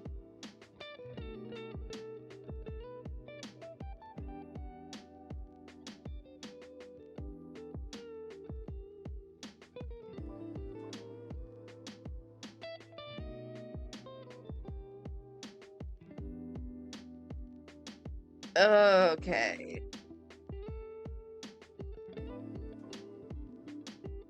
Alrighty. Hello! Just in time. Just in time for the torture. Oh god, she's so fucking insufferable. But, this is funny. I've seen a bit. It's funny as fuck. Welcome back to Piers Uncensored. Pearl Davis is the self-styled anti-feminist influencer who's creating major buzz online with a contrarian view. She's appeared in a couple of debates on this show. It's called Uncensored after all. We welcome any honestly held opinions. But this week, she's... Her stupid fucking smile. Her stupid fucking smile, clueless. Facing a major backlash for posting a song titled Why Can't We Talk About the Jews, which she dedicated to far-right commentator Nick Fuentes before later deleting it.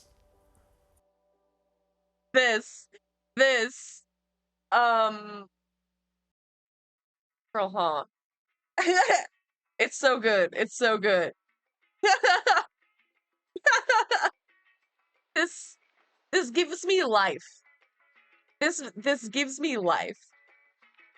Hook me up to a ventilator full of this image. Oh my god. No idea. It was great. Just fucking dumbfounded. Completely fucking dumbfounded. She really thought they were like homies. They are not friends. He is not your friend, girl.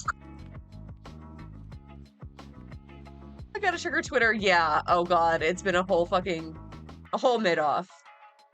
Why can't we talk about the pussy? What? You can't even say Jews? You're too afraid to say the word Jews? Oh. If you're gonna be anti-Semitic, at least do it with your whole chest. without getting kicked off of YouTube? Now, I'm not saying there's plenty of anti-Semites on YouTube. Hitler was a good guy. Again, lots of Hitler videos on YouTube. Lots of conspiracy videos on YouTube. Still, trust me. But I kinda wanna know why. Now you kind of want to know why what? You want to know why what? There's all these conspiracy theories, and the more they talk, I think maybe they're right. But I can't even listen to the convo. Well, Pearl joins me now, along with the New York author and founder of End Jew Hatred, Brooke. She's really shocked.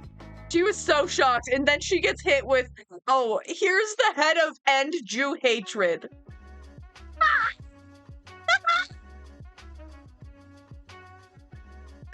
I hate Piers, and this lady is also a hardcore Zionist. But this is delightful. Goldstein over in the States. All right, Pearl, you've come on the show a couple of times, right? We've had some spirited debates about feminism and stuff like that, and I thought you've made some good points, and it's got lots of traction. Then I wake up the other day and I see this thing that's trending involving you doing this song. And I couldn't really believe what I was watching. I didn't know why did you find it funny? Huh? Did you find it funny? I mean, you know the. Aww.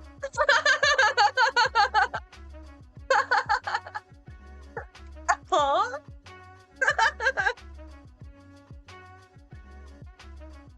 Oh, do you find it funny? He said, "What are you laughing at, bitch?" Backlash to it. I mean, you deleted it. You obviously thought you shouldn't have posted it. Mm-hmm. Why did you do that? Genuine question. I mean, the point was more about She looks like she's gonna cry. She looks like she's genuinely hurt. cancel culture and people getting kicked off of social media if you finish the song. It was more about, like, you can't talk about this topic without being canceled by the left and the right. I don't really have a strong opinion either way. It was kind of just like... Then why'd you write the song, Pearl? Then why'd you write a whole song about Hitler Holocaust denying conspiracy theories and how you want to know more about them? Why'd you do that? Tongue in cheek. I didn't really expect it to get that crazy. It wasn't dedicated to anyone. I don't know why they say that, but that's not true. I mean, Nick Fuentes is a white supremacist. He's a Holocaust denier. Wasn't it? I thought she said specifically that it was dedicated to Fuentes.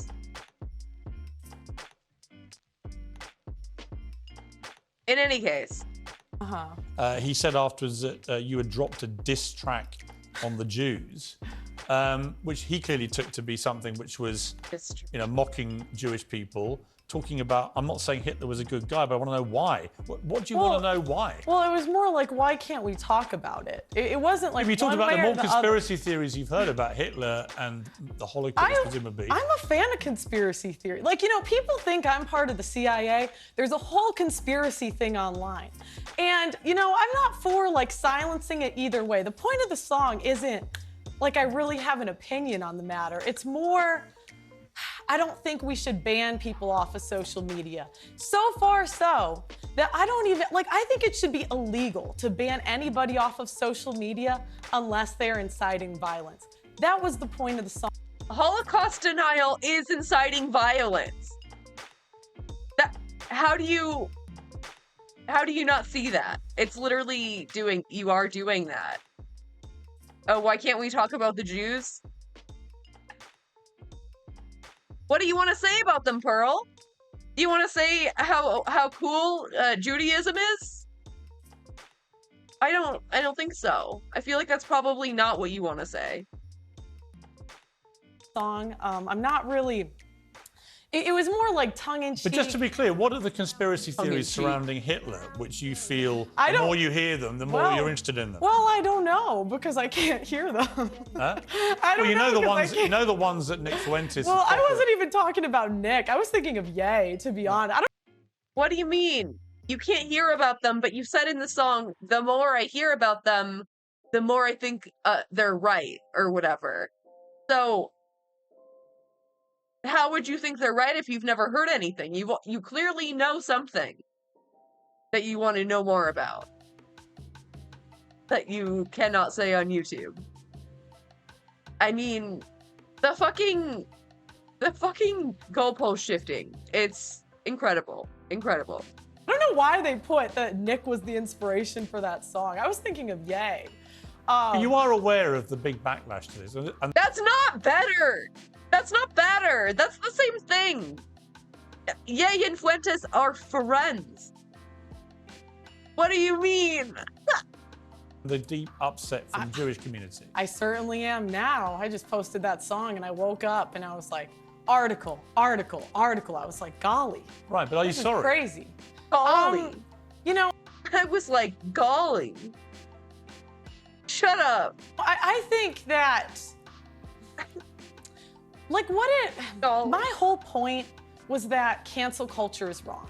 I am not speaking one way or the other about the issues. My question is, why are we canceled for talking about certain topics? So you would allow Holocaust deniers to have space on social media to promote Holocaust denial to millions of people? You have 2 million people who subscribe to your YouTube, right? That's a big audience of people. I'm not at 2 million yet. I'd like to be. Right, but you have a lot of people that follow you on various social media platforms. Yeah.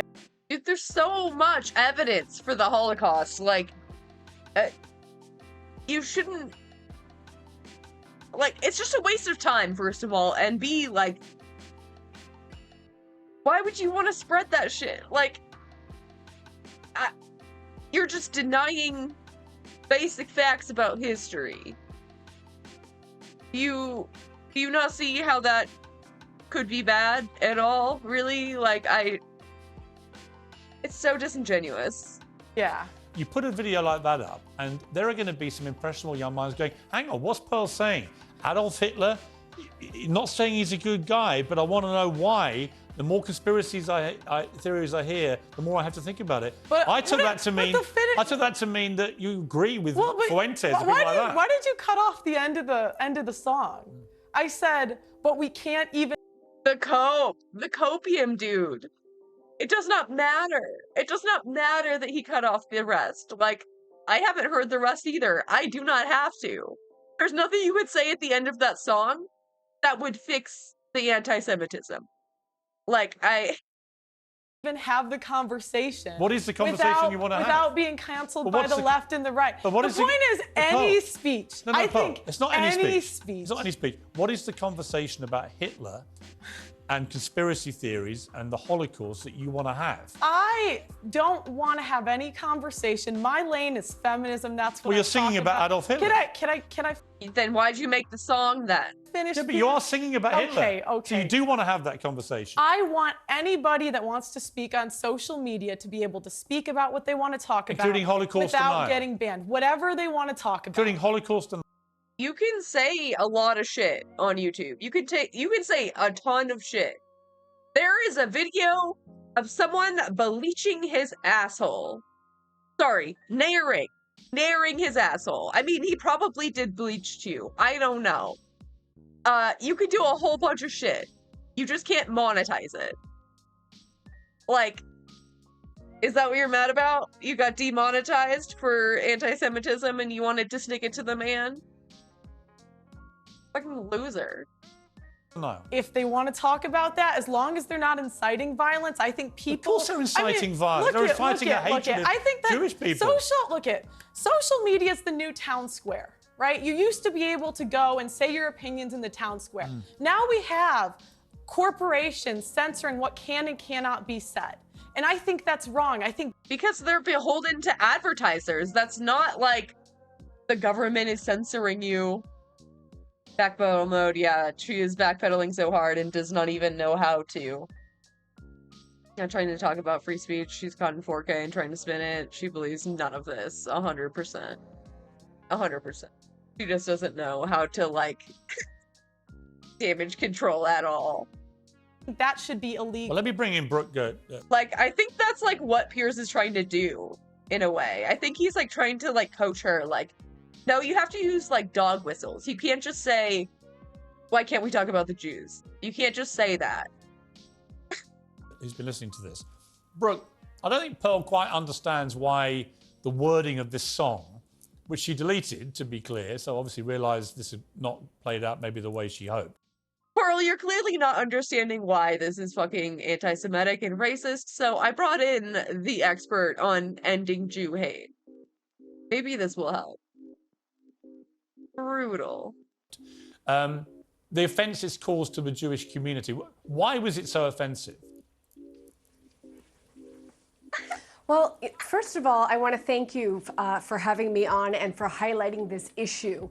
Not necessarily highlighting Pearl, but highlighting the issue that what you pointed out is that we're really facing a crisis of societal conscience, where someone like Pearl, who engages in hate speech, and actually the irony is she's complaining about being canceled, and yet she's on your platform. She has millions of viewers on the internet and on social media, and she's complaining about being canceled. The crisis is that this is what is profitable now. This clickbait, this type of racial incitement is profitable on the internet. And you know, I'm sitting here, I'm listening to Pearl. I don't know if she's just plain stupid or she's actually quite intelligent and knows that what she's doing is so sensational that it's going to make her a lot of money. But I want to say one thing, Pearl will disappear.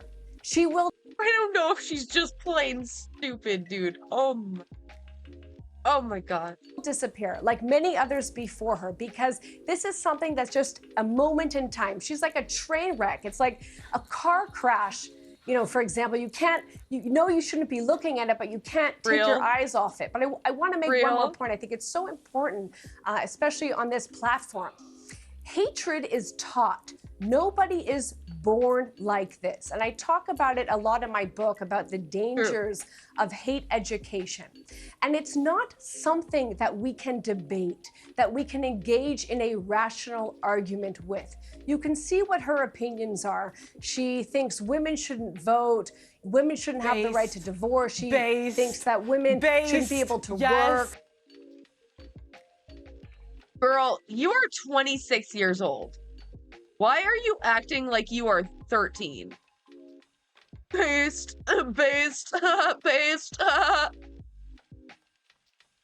Shut the fuck up. It's not based, and you just killed the word based. Congrats. She says these I didn't say crazy that. things Now you're about putting words in my Hitler. mouth. But there's Now you're no putting words in my rational, mouth. please don't interrupt. There's no rational argument with someone like this. And this is a mistake that my community makes, the Jewish community, very often, that they think they can bring facts to the table, that they can debate somebody like Pearl, and it's, you're going to get somewhere. You're not going to get anywhere. You're going to get somewhere only by shedding the light. She's not here to talk to you, girly. She's not talking to you. She is talking to Pierce's audience. Oh my god. Oh my god. It's embarrassing, really. Oh god. Smart. She knows what she's doing. The definition of selling your soul for money. It's all a game. Yeah. Yeah, I think that's true. She's just not very good at it. Like, she's smart in a way, but she also, has no awareness of how the game is actually played. You know what I mean?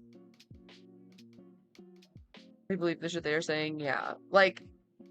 She's been smart enough to get to where she is, but she's not smart enough to, be a talking head on, Fox or something. You know what I mean? She's not gonna be successful in the way that I think she wants to be. Light on this type of bigotry to expose someone like her. Let me just do a crazy person that she is. All right, bro. Let me go back to Pearl. Pearl, let me just offer you some advice, right? Because I don't think you're stupid. And in the 2 appearances you've made previously on this program, I thought it was interesting. It was controversial in some ways, but actually a lot of people would have agreed with some of the things you were saying. There's no question about that. But you seem to know where the line was. Someone like Nick Fuentes doesn't know where the line is. Someone like Kanye West, who I interviewed after he went on some weird anti-Semitic trope nonsense. Kanye's been wiped out by what he did, or what he said about the Jewish people, because there are certain things where I am absolutely in support. Yeah, where is Ye these days? I haven't heard a damn thing. I have no idea. Of the concept of free speech, right? But you can't go around telling Jewish people the Holocaust didn't happen as Fuentes. And people like Fuentes does say things like that. But I'm not him. So you're bringing me up. So it's like no, but when you sing a song, right, and you talk about who Hitler, determines what the line is, Pierce? Well, I'm asking who determines? Do you get to determine it? No, I'm asking. Do you get to determine I'm asking you it? to. Who gets to determine what the line is? I'm asking you to work out. And I mean, people generally kind of accept that the Holocaust occurred. Yeah, it's a consensus type thing, I think. I don't know.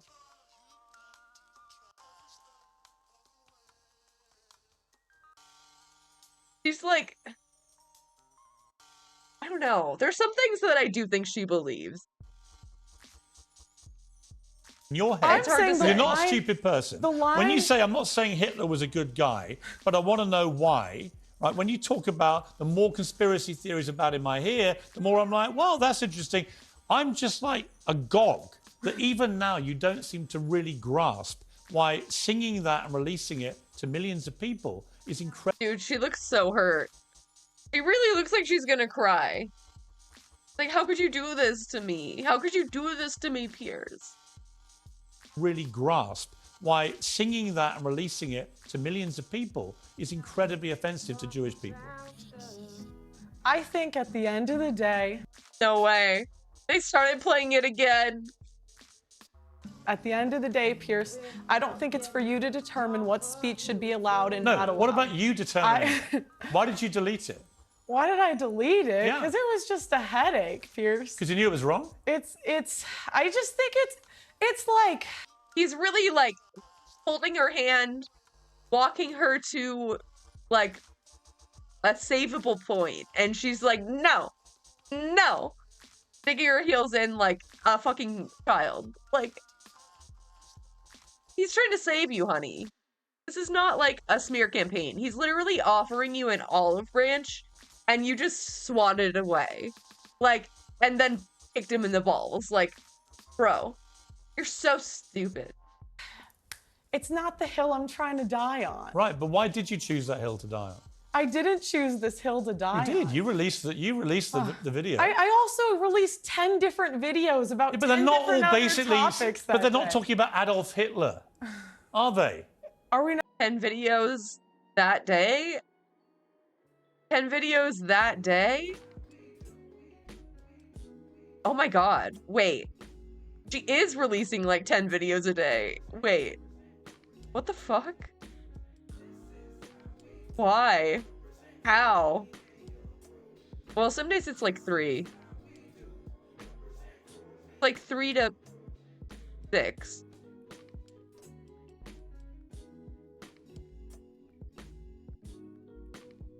I don't know. Doing it intentionally, she can't alienate the base she spent months building.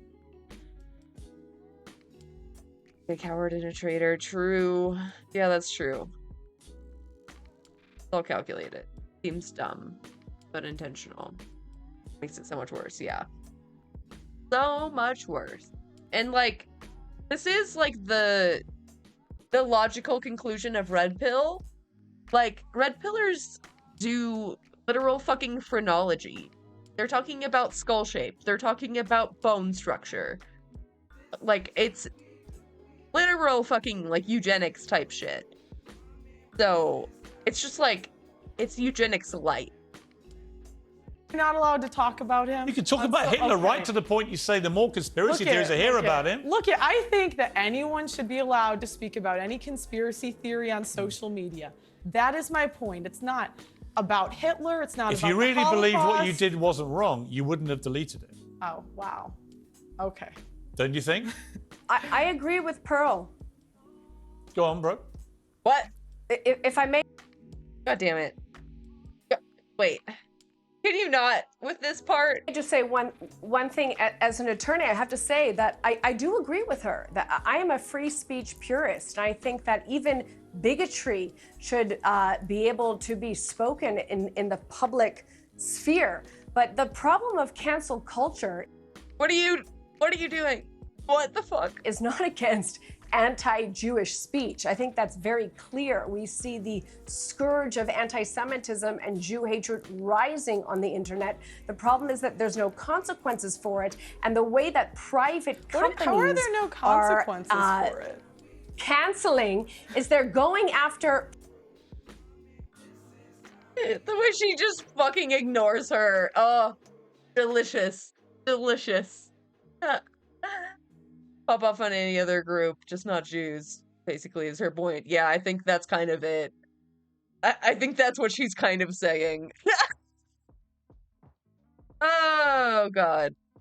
She could have not made this point. There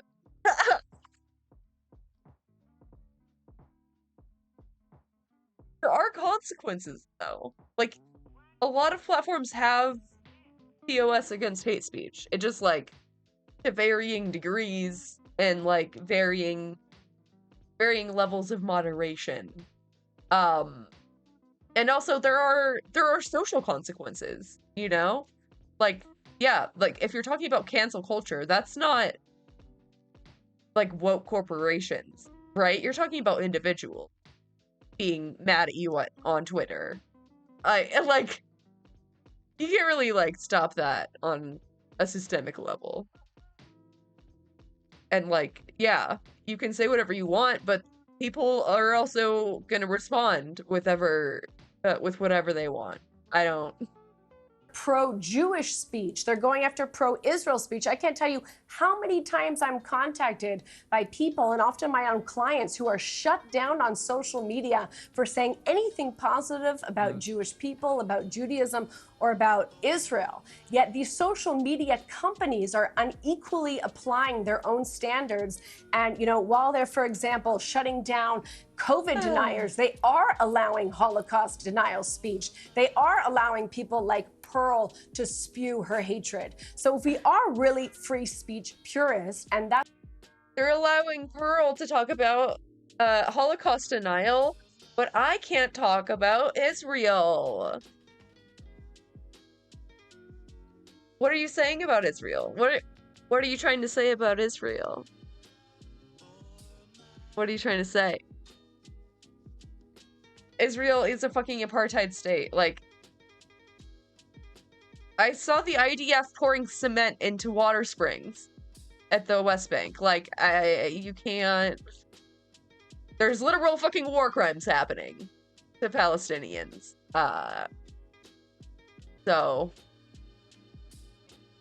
You can't deny that either. Comes down to the internet providing visibility. People see other fucked up shit people do. Over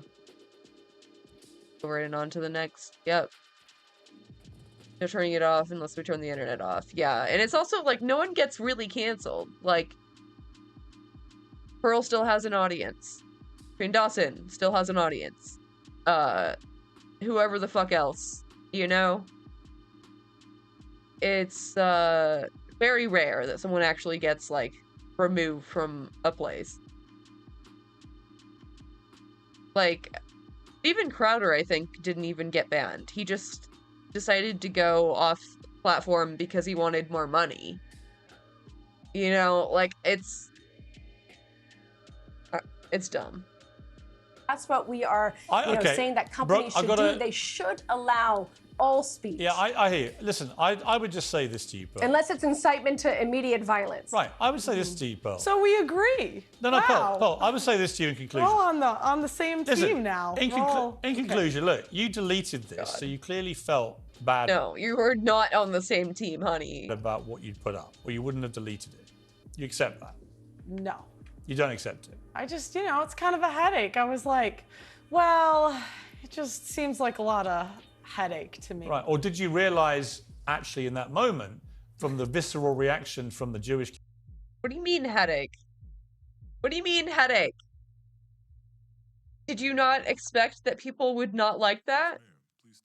Community, you crossed a line that you yourself should have worked out was there. Look, at the end of the day, Pierce, the song was about freedom of speech. It wasn't one way or the other. The song was about why can't we have these conversations on social media, and why do I keep getting... About why Hitler may be a good guy. And why do I keep seeing people get banned on social media? My point is... Like who? Like who? Who are you talking about? Nobody gets fucking banned. Literally who? Like... Twitch bans sex workers sometimes. Who really is getting removed from, like, YouTube? Like, I can't think of anybody. I don't think there should be a line unless you're inciting violence. Here's a line. Wait, Pierce, would we agree on that? Listen.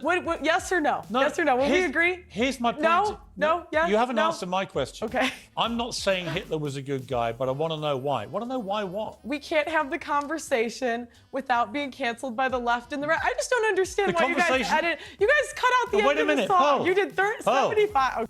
No one cares. The end of the song is not going to save you. Okay. The conversation about whether Hitler was a good guy. You want to have that conversation? I think that... He murdered 12 million people, my whole including point, 6 million Jewish people in the Holocaust. My whole point is we should be able to have that conversation. But whether he's a good guy? Yes, because it causes more commotion when you're starting to censor people. I don't agree. I think that's wrong. I think it's wrong to censor anybody. Well, you know what? You can have that conversation. Commotion. Oh no. Can't have the Nazis get all riled up. Then what? Then what, bitch? Is that a threat? You had that conversation, you posted it, you haven't been cancelled. I've had you on the show because I thought you might, with time, to think about this, regret what you did, because you can clear, you're not stupid. You do understand the offence it caused, and wanting to have the right to debate whether Hitler's a good guy is just cretinous. No, I want anybody to be able to speak on any platform. That was the point of the song. All right, let's leave it Can there. I point out a nuance here? Copium, dude. Fucking copium. I've got a Brooke. I'm sorry. I'm afraid we're Brooke, no. Brooke, that's enough. You've done enough. run out of time, but thank you for coming on the program. I greatly appreciate it. And Pearl, thank you for coming on. I appreciate it. Thanks. Okay, I guess it's time to check out her Twitter. I know she was molding back and forth with Piers. I saw one or two of those. It's embarrassing.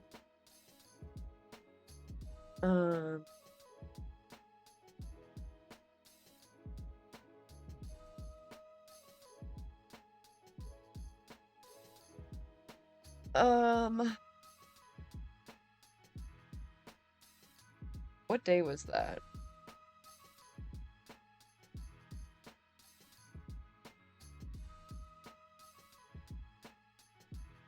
God, she took so fucking much. Okay, is that the beginning of it? Okay.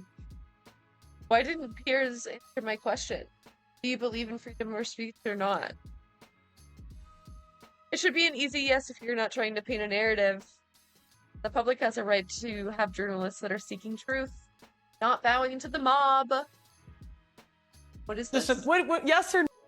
I keep seeing people get banned on social media. My point is, I don't think there should be a line unless you're inciting violence. Here's a line. Wait, Piers, would we agree on that? Listen. What, yes or no? Yes or no? Will we agree? Here's my point. No, yes, You haven't no? answered my question. Okay. I'm not...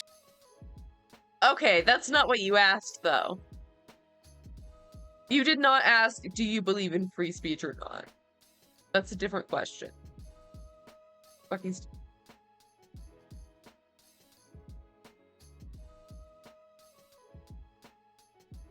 Damn, did she delete it? No!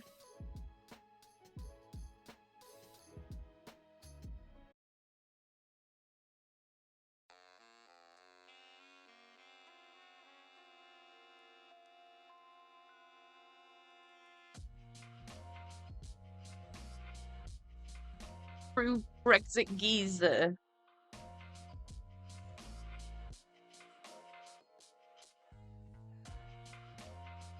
Oh my god, not the football posting.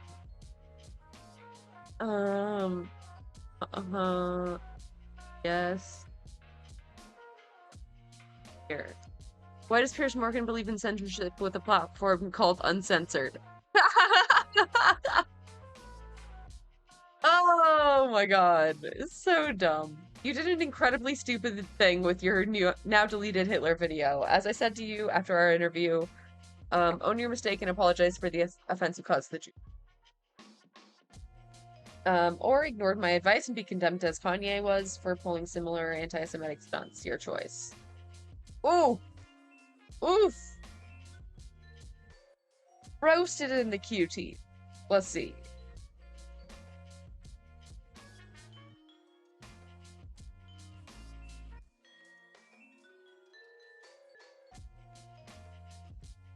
Sorry for making a freestyle song joking about people getting deplatformed. No, I won't let Piers Morgan bully me into believing in cancel culture. If we're in a culture where policing, where we are policing who are allowed to joke about, then we're in dangerous territory. What? What?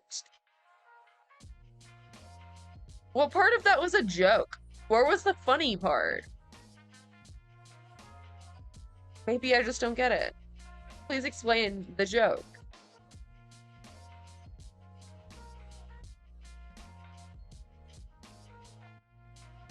I swear there were more.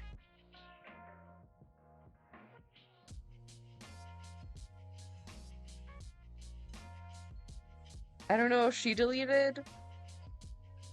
Or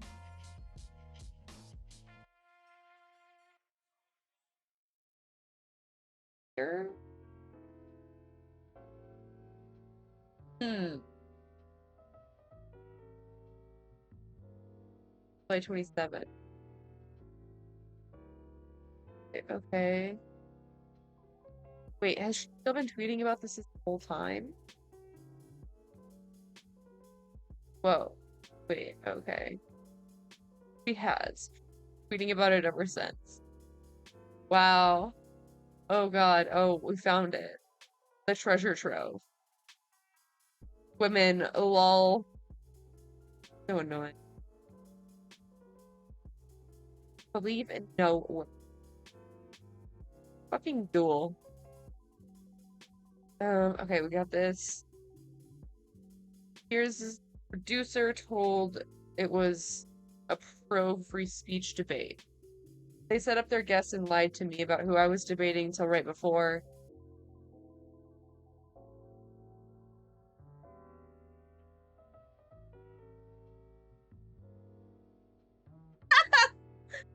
Oh, they lied to her. That's fucking hilarious, dude. That's hilarious. Falsely defamed me as an anti-Semitic. I'm not anti-Semitic, but I believe the right to have all conversational online, no matter how offensive. Why does Piers triple? Okay, yeah, same thing. Or I love that they lied to her. That's delightful. That's delightful.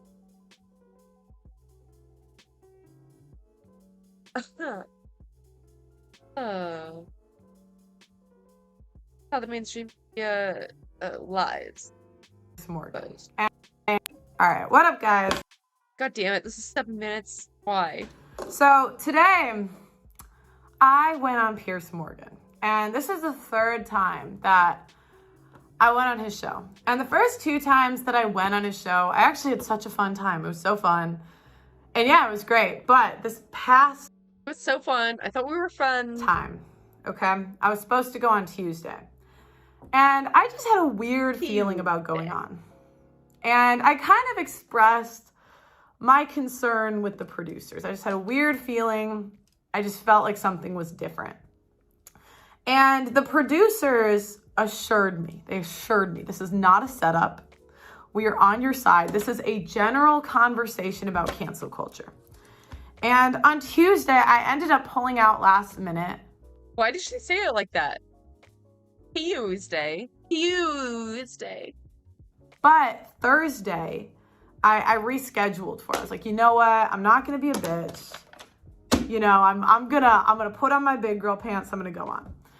And you know, I think they called me like at least 2 or 3 times, either me or my assistant, saying this is a general conversation. Piers is pro-free speech, and it's a general conversation about cancel culture. We're trying to build a relationship with you. This is not an ambush. So. And you believed them. It's Piers fucking Morgan, not the goddamn Pope. What did you think? I get on the show, or I get to Piers Morgan, and about 10 minutes before the show, they switched the guest. So I was originally supposed to go on with a guy that wrote a book about freedom of speech. And then they switched it to someone that was anti-Semitism. Now, this rang a few alarm bells in my head because, you know, I recently had this video on Twitter go viral that was really about Ye getting kicked off of all social media. And he wasn't the only one that's been kicked off, but, you know, I was freestyling on my guitar. Isn't Ye back on everything? What? I was just, you know, and the thing was I had like 10 different songs that I put out, but this one, it was like a freestyle where I talked about cancel culture. And when Ye said something like about the Holocaust, basically everyone freaked out and kicked him out off of everything. He loses all of his brand deals. And, you know, I just thought that was crazy. Like, why are we in a society where we can say what speech is allowed and what speech isn't allowed? So I get on, okay, and I'm like, okay, this is kind of, I'm a bit nervous because they just switched the guest, so I know nothing about the girl I'm going on with. And other than like what, you Google in 10 seconds. You get on, and Piers says, I'm going to go hard on you this time. Something like that. And I'm like, oh, really? And I'm shocked because his producers have said all week he's on my side. So I'm like, what? And so I'm like, okay, this is going to be a different type of interview. Yep. Yeah. That's why she looked shocked from the very beginning. They start the interview, okay? They falsely accuse me of writing a song inspired by Nick Fuentes. For someone that has millions of dollars that's backed by a network, why do you not have a research team? So either you know that I didn't attribute it to Nick, or you were just trying to spin a narrative. So Nick is someone that's banned on everything. So what does that do for me as a YouTuber when you're trying to tie me to him? Then they also cut out the end of the song. Oh my God. She really thinks she's trying to, that Piers is trying to cancel her. That he's, in on the agenda to get her banned on everything. Dude. She's balls deep in the conspiracies. Where I say that the song is about cancel culture, and it's about being canceled by the left and the right. And so it was a bit misleading because they didn't even put the full song in there.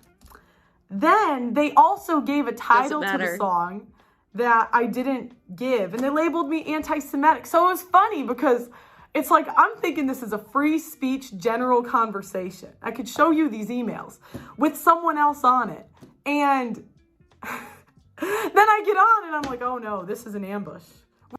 It was kind of a conversation about free speech. It kind of was. No, it was technically the truth. Which they promised me they wouldn't do. I was like, Piers, what about our promise? So clearly this man learned nothing about the interview with Tate, because even the comments are on my side. Okay. And on the show, he alluded to censoring people. That I said that I think that censoring people makes it worse. He says, I disagree. So now you're pro-censorship. I think we need to start calling this show Censored with Piers Morgan. Censored. Because he's using the same... Yeah, that'll be very popular. Same tactics that the cancel culture, the woke mob uses. Labeling me anti-Semitic, saying I said things I didn't say. I mean, he did just have open anti-Semite on his broadcast. Is that not uncensored? Did they censor you? What did you say that they censored? And then also, I was also arguably threatened online. I'm not going to say, but when she's saying people like Pearl disappear, I'm like, nothing? No push, that's okay? So, the point of free speech is to allow uncomfortable speech. The point of free speech is that we can talk about anything, not just the topics that mainstream media deems appropriate. And, the left and the right both believe in freedom of speech, which is why I was really shocked. At the end of the interview, he even told me to apologize to the woke mob because they inferred something that I didn't say. I'm not anti-Semitic. The woke mob. No, he asked you to apologize to the Jewish community that you did harm to.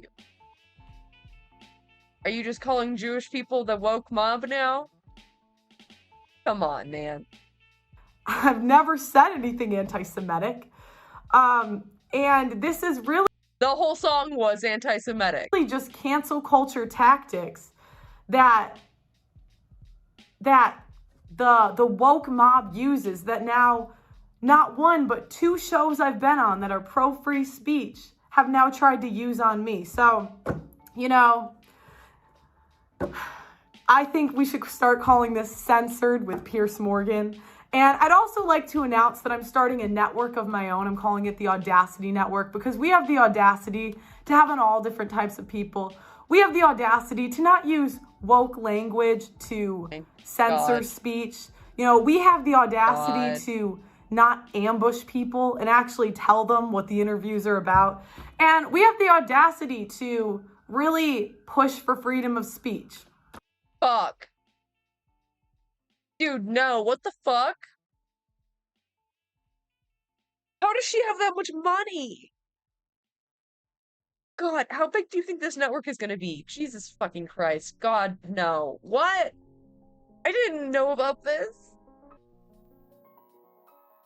Please. Please no. Yeah, so, you know, subscribe to my YouTube channel. We're going to be signing talent as well. Yeah, you know, but maybe I'm wrong. Maybe that's all perfectly okay to ambush guests, lie to them about what it's about, and tell them it's not an ambush when it clearly was. But let me know what you guys think in the comments. Maybe I'm crazy. Maybe this is all in my head. I am a woman anyways. Like the video on your way out, guys. Subscribe. Yeah, don't trust me because I'm a woman. Completely unserious. Completely unserious. I cannot. Just like actively discrediting herself all the time. Channel. I'll talk to you next time. God. Hate her so. The coat. The fucking coat. Because I am Jewish and really thinks the biggest opportunity I had to go on her show a month ago. She is welcoming with a diverse team. She is not a bigot and has a good heart who welcomed her. Paid actor, I'm guessing. That the video will probably keep her fans that might have been wavering. Or, yeah. Yeah. It is very sad and bad. Feel the 19th. You're so stupid. If you don't want the right to vote, if you want to be a trad wife, like, fine, don't vote. Go get married. Where's your husband? Where are your children? Shouldn't you be in the kitchen barefoot? Get off Twitter. Oh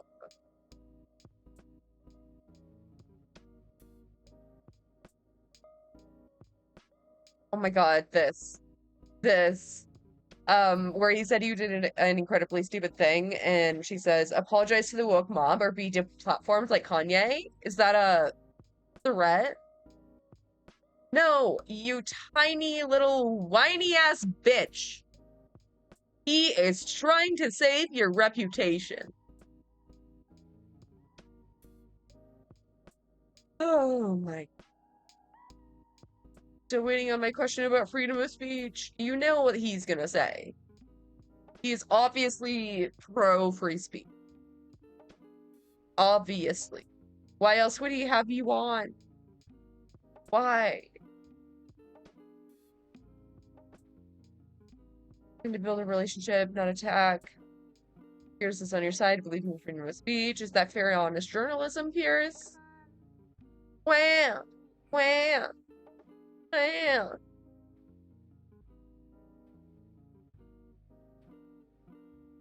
Okay, I think that's the end of the fucking whining, unban Kanye West. Yeah, that was a while ago.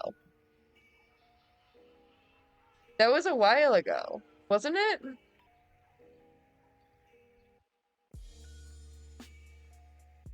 July 29. Wait, I thought he was unbanned a long time ago.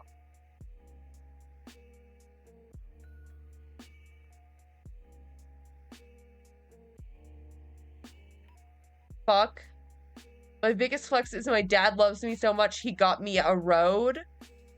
A road? Jesus Christ. Jesus Christ. So cringe.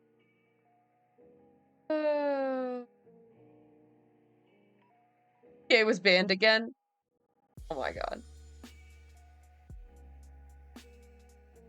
Okay. I think we've got all of the molding. Unbelievable. I can't believe she, like, really got tricked. That makes it so much better. So much better. She really thought. Really thought. Oh. Hilarious. Okay. Now, in the similar genre, we've got the Sigma female with Tara Mooney. Ever wondered what kind of female you are? Alpha, beta, delta, gamma, omega. What if you're... I literally have never thought about it. Well, not like other girls. What if you're built different? What if you're like one of the boys? A lone wolf? You can eat a whole deer by yourself, unlike other girls. Ha! Amateurs. Well, if this describes you, then you might be the enigmatic Sigma female. Not Sigma male, but Dude, if anyone's eating a whole deer by themselves, like, they have a tapeworm. Sigma female. That's right. This is Tara Mooney. The Sigma female doesn't exist. Just a fun little ditty. Instead of Keanu Reeves, you get to be Jenna Ortega. Why not both?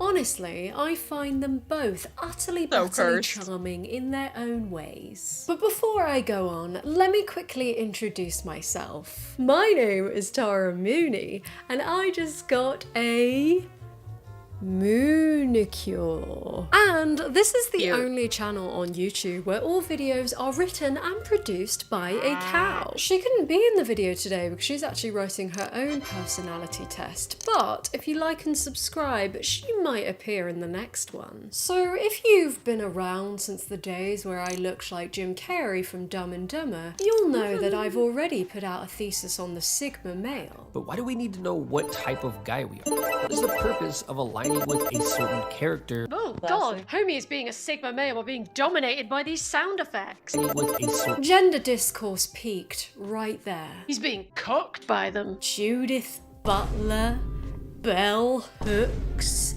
Elle Woods, watch your backs. Go give it a watch if you can handle the piss poor audio quality. No, I suppose I'm not one to talk with the shitty audio in my videos. I also stirred up some fiery discourse about whether chihuahuas are really so bad, and well, to summarise the male archetypes, as defined by someone with way too much time on their hands, the alpha male is the big boss, confident lad. The Sigma is the more mysterious version who defies social hierarchy. The betas can get women, but only if they contribute to society, like as doctors. Ugh, so beta. Then there's the Gamma, who are clueless about women, but at least they're not at the bottom, unlike Omegas, who are incels. There's rocks, there's whale poo, and then there's you. Now,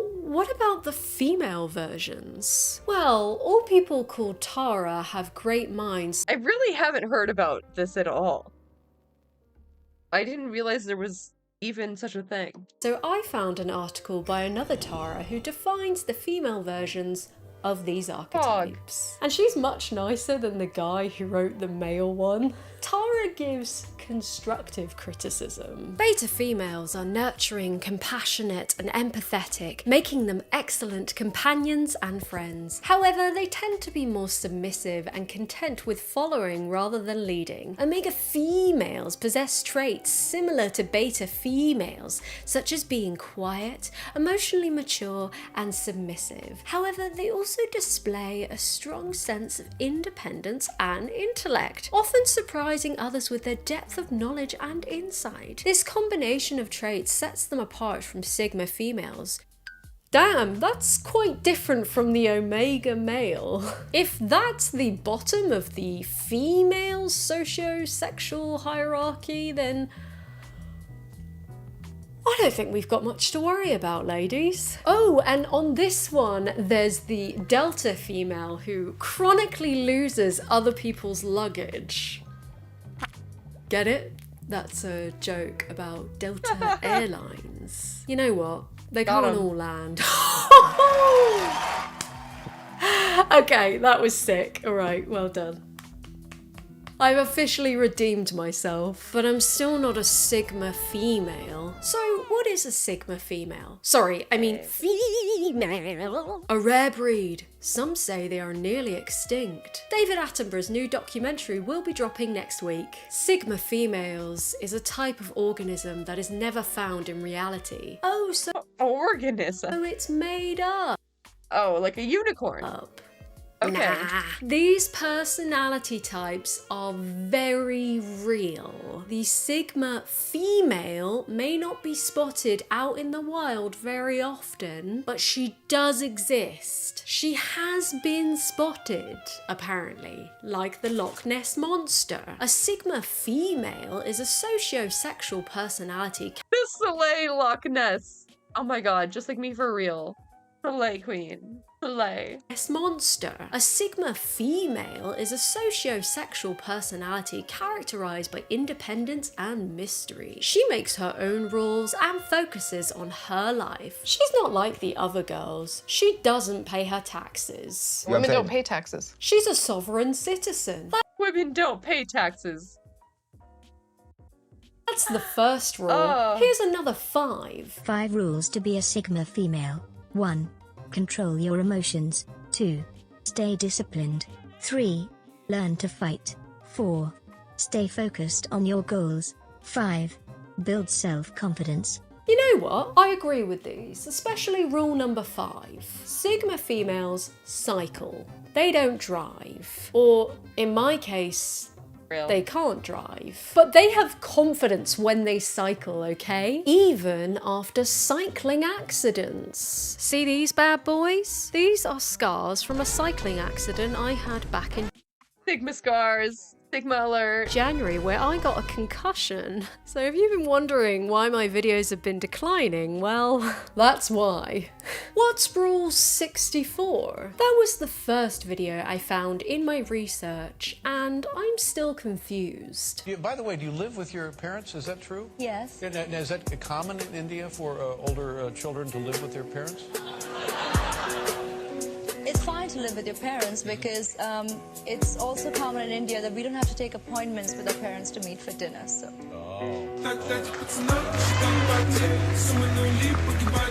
She's not even wrong, but what's the Sigma beef specifically with I don't get it. David Letterman? Destroy him. Of all the late night hosts, he's one of the less annoying ones, but go off. Are you confused? Because I sure am. Hopefully a full-length video will clarify things for us. Nerds excite Sigma females in the same way jocks excite slay queens. Huh? Slay queens. Is this a haiku? To be fair, this channel does have other videos on the topic, such as 10 ice-cold truths about Sigma females. But it's summer where I live, so I'm not watching that. Ooh, what about What is this fucking channel? This one? Jordan Peterson. The most amazing thing he ever said that affects Sigma females. You know what? Why would I listen to a man who gets no bitches? He's completely bitchless. Or at least human ones. Just True. lobsters. Lobster bitches. Oh, that reminds me of that song. I don't need a lobster, I want a girlfriend. To be fair, that would be pretty Sigma to turn up to a Hinge date dressed as a lobster. It would be like that lady on The Bachelorette who went into full sloth mode to stand out. And that she did. It's a sloth. Animal studies are essential studies. Who said drama degrees were useless?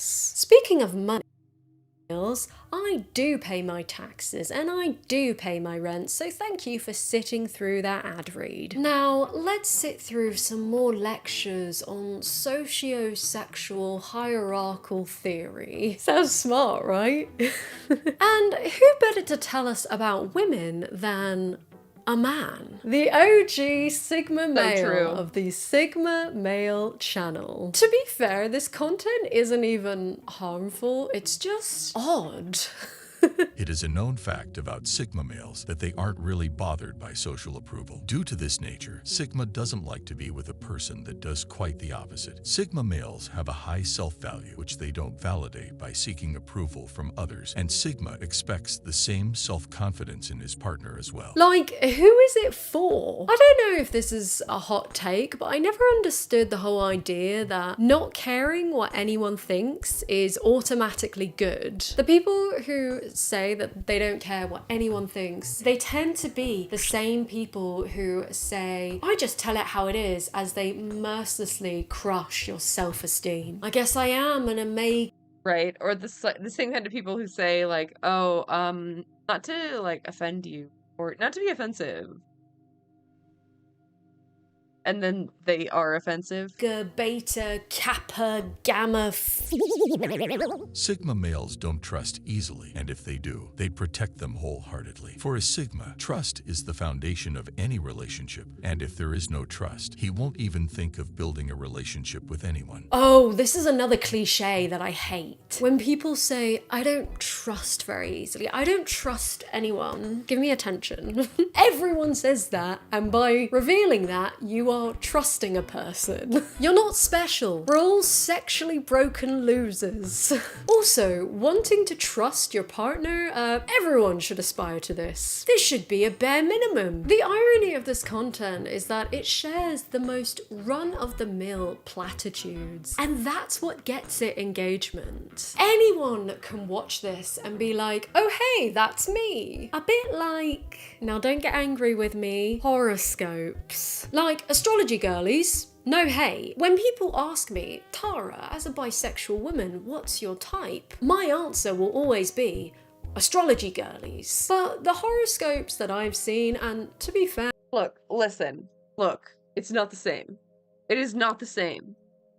I'm no expert. You know, the general ones you find in magazines, they always tend to be very wishy-washy and generalized, you know, non-specific. But feel free to prove me wrong by sliding into my DMs. I'm joking. That's a joke. Don't. I'm unavailable. Got 'em. I'm occupied.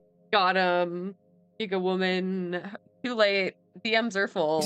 This Bugatti is not for sale. Oh shit, I have to delete my Instagram now. I think if you're in a serious relationship with a girl, she should not have an Instagram. That's cheating. I swear, I sent a chick a video about Sigma males so she could better understand why I am the way I am. I was naive in thinking she would finally get it, but it just made her mad. I think it was disheartening for her to go from thinking this is how I choose to be to realizing that this is just the way I am. I can't help it, and I don't want to help it. The things that bother her about me, I actually like about myself. It's the same things that attracted her to me in the first place. This comment is chef's kiss. The use of the noun chick. The shock when discovering that she would not respond well to being sent this content. Oh, the doubling down. Mwah, mwah, mwah. Art. Stunning. It brings a tear to my eye. These type of women are hidden gems and hard to find because they're not seeking attention on social media. Look at that emoji. Bless his heart. This guy's bitter that he had to buy Instagram followers. But don't get it twisted. Women also enjoy this content. I am a Sigma female, and thus far it is pretty well impossible to find a Sigma male. I am single and would rather stay free and independent than waste my life with men who are so toxic and egocentric. Wouldn't a Sigma female and a Sigma male repel each other? I remember physics, they go like... I guess what I will say as a serious criticism of this content is that it gives people surface level advice that confirms that they're special and unique and the rest of the world is the issue. Instead of giving actual sound advice with solutions. And the whole Sigma thing is just like individualism, brain rot. And strategies for better communication in relationships. Embracing vulnerability and opening up emotionally within relationships can prove challenging for Sigma males. Their fear of emotional exposure can create barriers that impede the development of a deep and lasting connection. Vulnerability is the key to unlocking love's door, but it can be a door that Sigma males hesitate to open. Their inclination towards self-protection can lead to emotional distance, leaving their partners longing for a more intimate and authentic connection. In isolation, this could be an astute observation, but then the creator liked this comment. Men, regardless of their personality type, should never be emotionally open with a woman. Never share your fears or insecurities with a woman. They will eventually weaponize them against you when it suits them. Putting aside the fact that this reinforces the manosphere trope that women who hurt you? Women are conniving, spiteful, little snake devils that stomp on men's hearts. It's also objectively bad advice. I mean, that's a surefire way to sabotage your relationship. It also contradicts the messaging in that video. So I know that commentary YouTube, particularly those on the more progressive side of the political spectrum, myself included, criticize manosphere self-help content a lot. And I do take on board the criticism that we often criticize this content without offering a viable alternative. Sometimes we do just want to goof on it for entertainment purposes, which I don't think is always bad. I love a goof or a gaffe. Sometimes both at the same time. But if I were to offer a counter, it would be this. Create content that doesn't sabotage people's relationships. Self-help content with the genuine goal of helping people is good, and you're not a loser for consuming it. I just think that it's become an industry in itself. It's more lucrative for a self-help content creator to confirm their audience's biases, to create a feedback loop, right? So they keep watching their content. Because if they were to actually help them solve their problems, they would eventually leave, right? It's in a similar vein to how dating apps aren't designed to help you find long-term fruitful relationships. They're designed to keep you on the apps. And the sad thing is that this content is kept alive by people feeling misunderstood and isolated, rather than them going out into the real world and finding real connections, which granted, I appreciate is way easier said than done. I love never leaving the house. In my life, I've been miserable as a twice married man. The only time I remember being happy was when I was dating multiple women at the same time. Seems sexual competition keeps a woman in pleasing mode. What? I mean, you can be poly, but that is toxic as fuck. Honestly, women can't help themselves. Once they know you, the man, are committed to them, they lose 90% of their desire for you and start looking for your replacement. He also liked that comment. And this isn't just to do with dating. Like in this video, why Sigma males have no friends, the bitter truth. There's this comment. We have no friends because we know who humanity really is. Alright, well that's productive. If you can't even have faith in your boys, who can you have faith in, fellas? Fellas, is it gay to have friends? A Sigma is one who has a deeper meaning of life and doesn't need the stupidity of others. Oh my god, shut up, you're so annoying. It's worth noting that in a video about Sigma females, I've delved into talking about Sigma males again. So why is that? Well, I think there's a few reasons. Firstly, I think the qualities of the Sigma aren't perceived the same way across different genders. By which I mean, if women actually acted like Sigma females, they wouldn't be perceived positively. Like being quiet, not seeking approval. If a woman isn't friendly and comes off as standoffish, she's called a bitch. Manosphere weirdos watching this are gonna be like, which, fine. I'm impressed you've got this far. Another reason the Sigma female hasn't taken off is that the kind of women this would appeal to, you know, the not like other girls / pick me crowd. Yeah. There's not many women like that. Might not align with the messaging surrounding Sigma women being independent, success-driven, etc. That market tends to appeal to women who are seeking a more traditional lifestyle. That's not always the case. There are not like other girls who simply feel misunderstood by other women, but that hole has already been filled by the classic TV character trope that is already on its way out. Name? Senorita Awesome. You got it.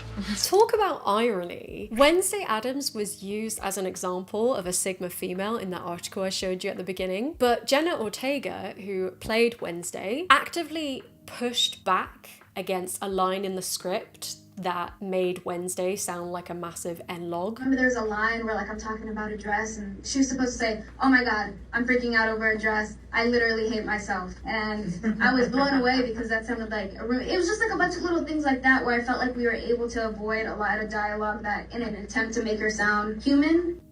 The kids are alright. And the final reason, the girlies have already got astrology. Enough said. But yeah, if even Wednesday Addams isn't on board with the whole Sigma female grind set, I don't think it's taking off. Stop trying to make Sigma happen. It's not gonna happen. I have to remind you that I am a mere It's very much not happening. millennial sometimes. So that was your reminder. I suppose I could have whacked out a ukulele. Anyway, thank you for watching. Make sure to stick around for the subscription pet shout out. And make sure to check out Lilo and wish me a happy belated birthday. I am thrilled to be 46 years old. It's my birthday month.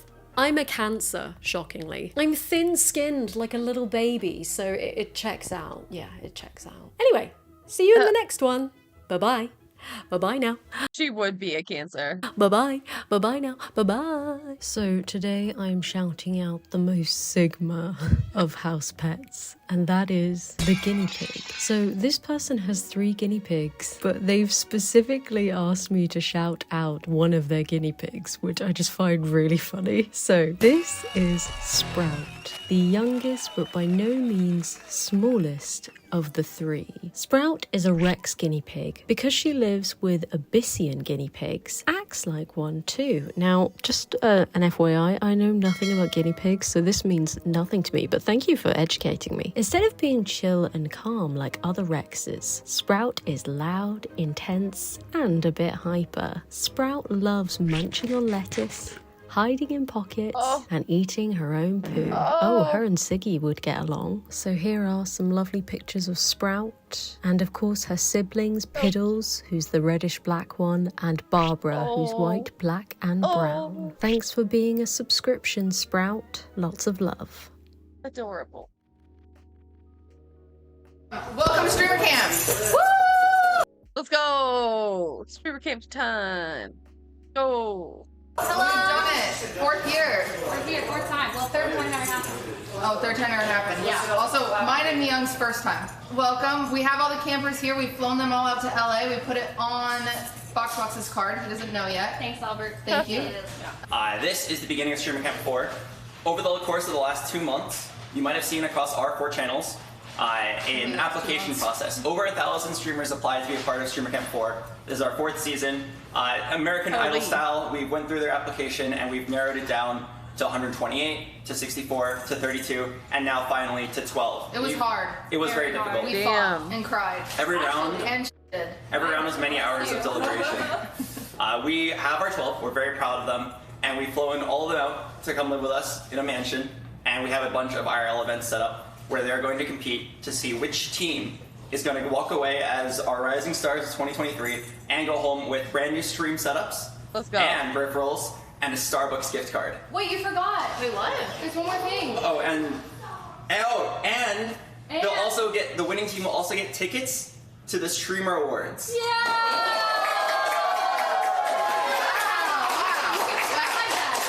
Not just normal tickets, by the way. They're going to sit with the streamer. W.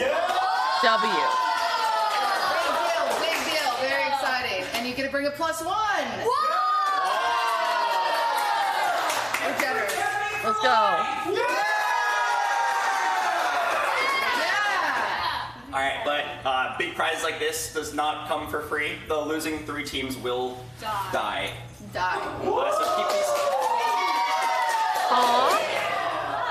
keep these stakes on the line. What? Wait, what? Heck, wait. You're gonna kill them? On your mind as you watch these events. Over the course of the next 3.5 days, these campers will be competing in teams of 4, which we'll announce soon.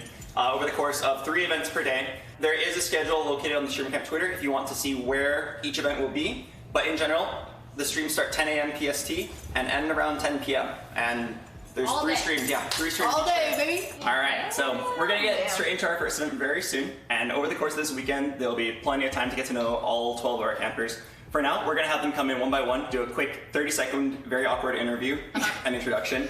And then we're gonna introduce our guest host. Have you told them who it is? No, they have no clue. We're gonna be in teams too. We're gonna also then, and with them, then the teams, then the games. They're gonna stay our teams for the weekend. Yes. So no changing teams no matter how much you hate your host. Got it? Alright, first person to come down.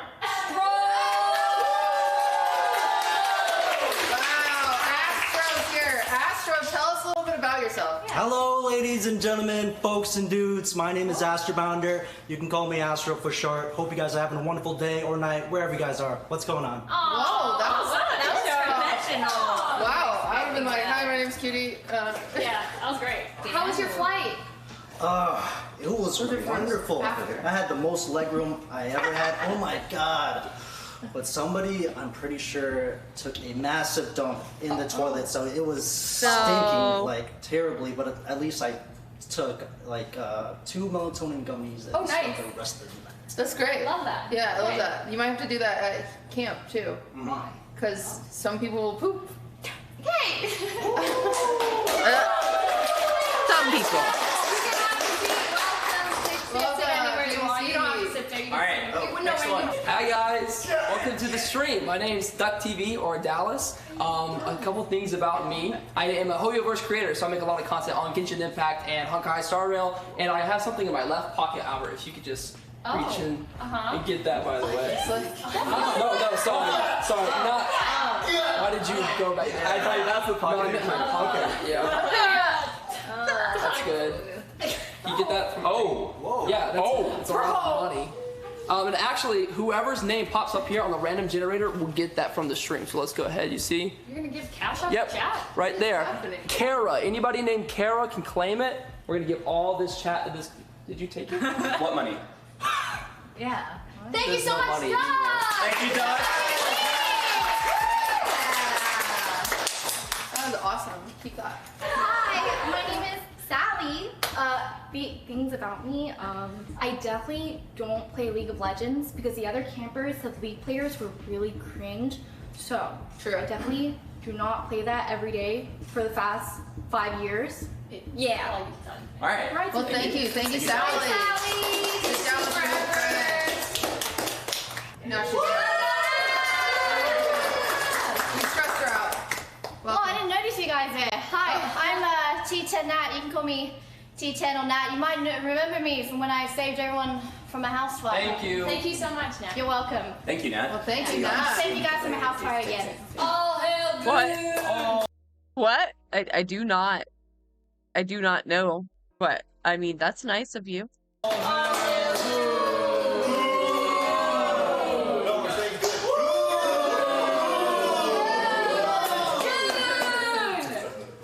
Hi, how's it going? I'm All Hail Goon. I am an industry plant from 100 Thieves. That's why I'm here.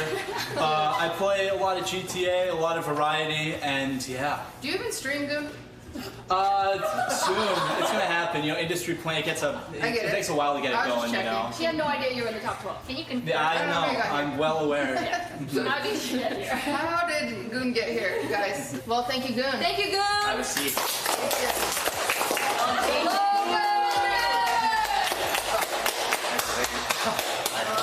Hi, I'm Logan RDJ. You may recognize me from the Jubilee Riz video. I'm a stream Poggers. Poggers.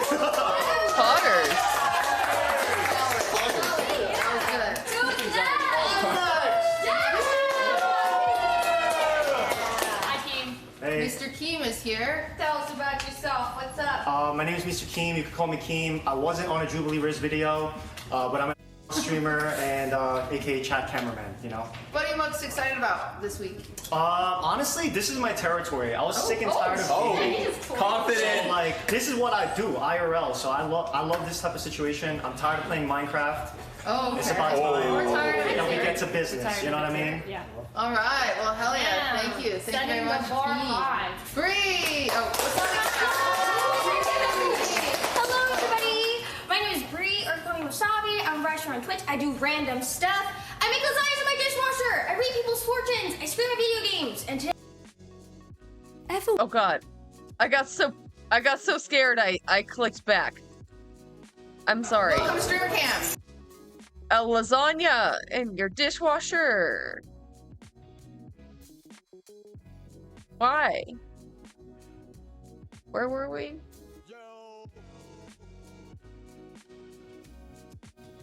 Lobby? I think that was it. Hello, everybody. My name is Bree, or call me Wasabi. I'm a writer on Twitch. I do random stuff. I make lasagnas in my dishwasher. I read people's fortunes. I stream my video games. And today, I am at Streamer Camp, baby. Let's go. Let's go.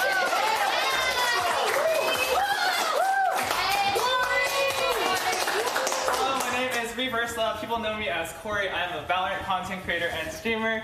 Miyoung made me walk here, so I'm got doing Leslie today. Oh my god.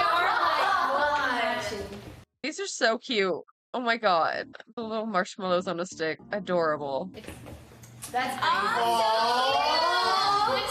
pretty cute. Okay. Damn. My name is Rain. I am mostly known for my GTA ERP, figure out those initials. I sometimes stream other things, but yeah. Hi, my name is Wanted. You can also call me John. I do mainly Overwatch content. However, I'm currently trying to do more IRL content as well. I'm just happy to be here. Our last camper, come on down. Hello everyone, my name is Ali Face. You can call me Ali or Alice. I'm a variety streamer now, but I used to only make Valorant content. So this is out of my element, but I'm ready to be here. Woo! Before we announce teams, Everyone's so excited. Oh. we're gonna do a little bit of icebreakers. Yes. We're new. Chat doesn't know you guys. Maybe you don't know us because one of us didn't play any games with you at all because they were really busy with like a lot of other things. I promise it was a good reason, but like she does like you.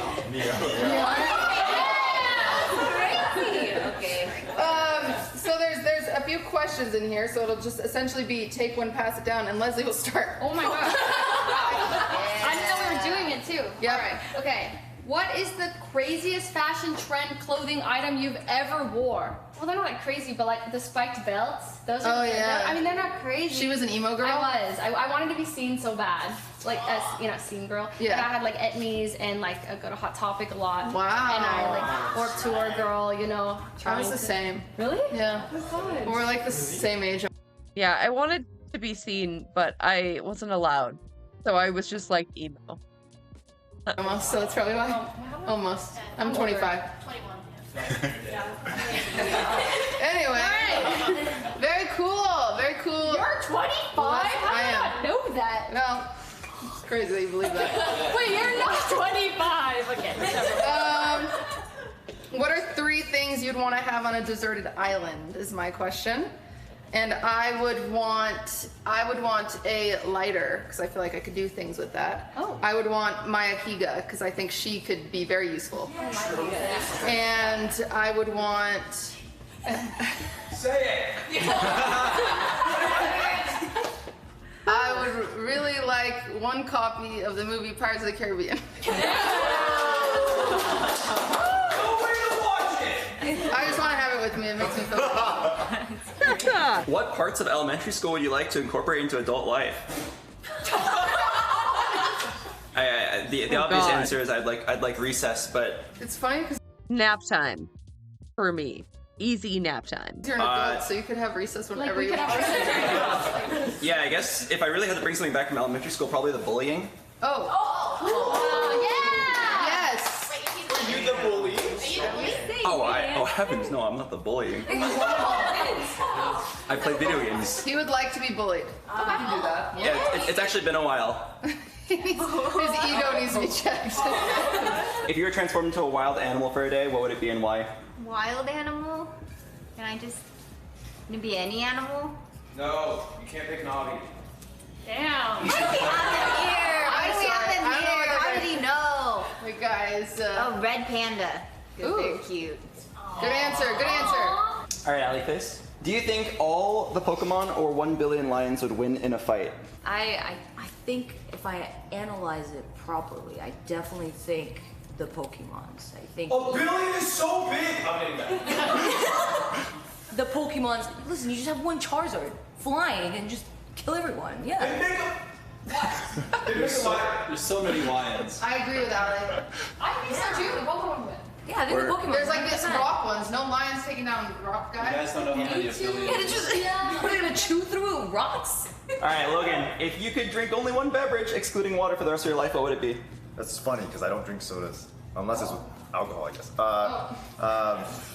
Mango juice because it's sweet and you know it's tasty and no one hates mangoes. If you hate mangoes, you're weird. No, I met someone yesterday who does not like mangoes. They're One of weird. you guys. That's crazy. Hot takes are weird. Recent memory. Find you. Sally, what is the strangest thing you carry in your wallet or purse? Maybe a Band-Aid? Wow, how abnormal. It's a used Band-Aid. Okay, this is a really spicy question. How many 4th graders do you think you could beat in a fight, Duck? All of them. Okay, it doesn't matter how many there are, just like bring them all on. There's not a 4th grader that could beat me up. Oh, I think at max I'd probably clock out at like 100 4th graders. Ain't no way, bro. Okay, Ain't no way. we'll test that on Sunday. Okay. Oh, wow. Yeah. Duck versus 100 4th graders, Sunday at 4 p.m.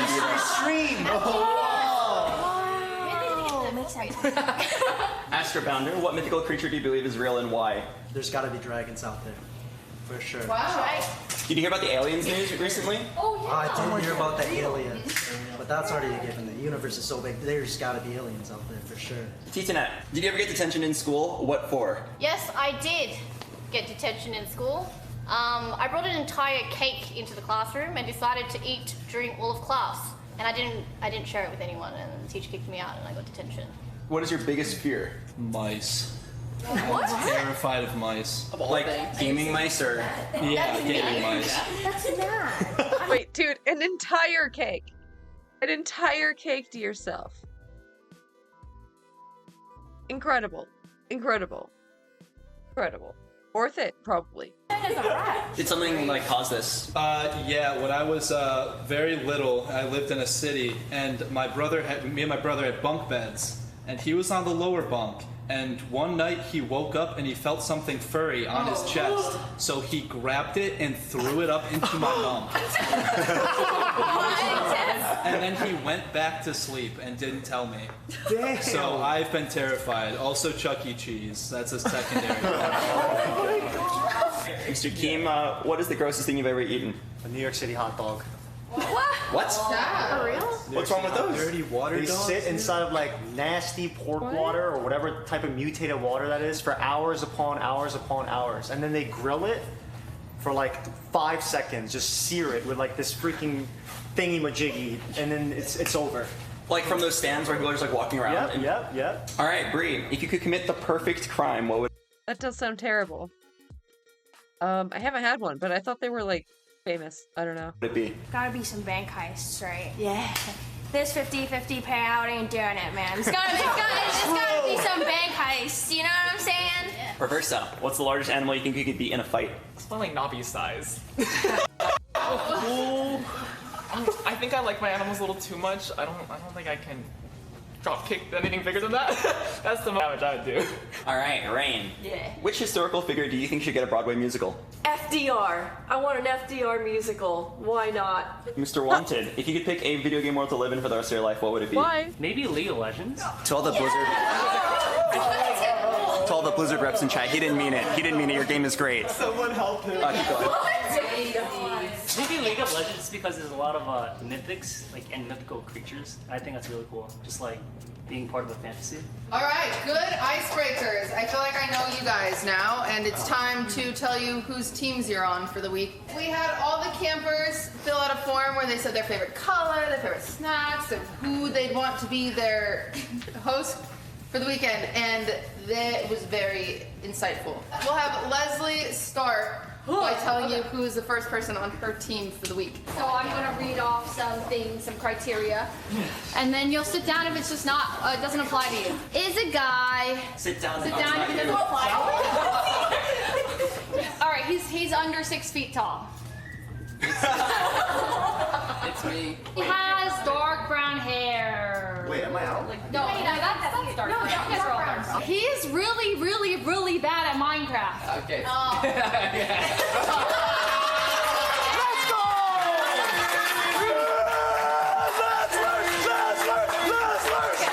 Alright, my first team member plays a lot of video games. If you don't play a lot of video games, sit down. Alright, wait. Both of the people I was thinking of sat down already. Wait, what? Sat down, stand up, and if you don't play a lot of... Be more specific! I'm gonna just call out my person. Yeah, just call him out. Alright, my first team member is Wanted.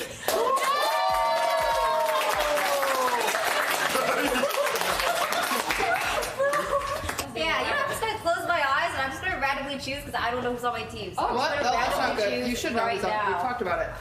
Yeah, I She's don't gonna really do a good know, job. so I'm just gonna If she gets this wrong, we'll correct her. Choose right there. Me? That is correct.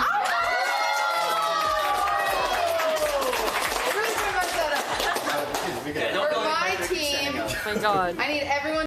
What's this tiny little dog? Oh my god. Did Cutie get a new dog? To check under your shoes. Oh, Huh? And if you're on my team, my name will be written on. The first person on my team is. Debated. I don't know how to do this a cool way. It's Allie.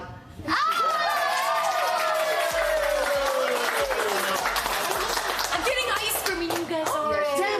Okay, everybody stand up. Second person on my team is a girl. Okay, she also, wow. Okay, she loves to get really sussy.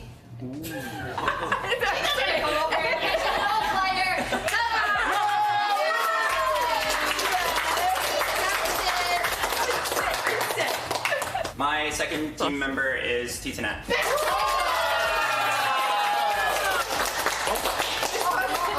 Just so everyone on my team knows, we're gonna be running the mile at 7 a.m. I think it's funny that every single time someone gets announced on a team, everyone claps like there's a chance you guys won't be picked. there could be. It's possible. Right. The rest of you are going home. next person on my team is Bree.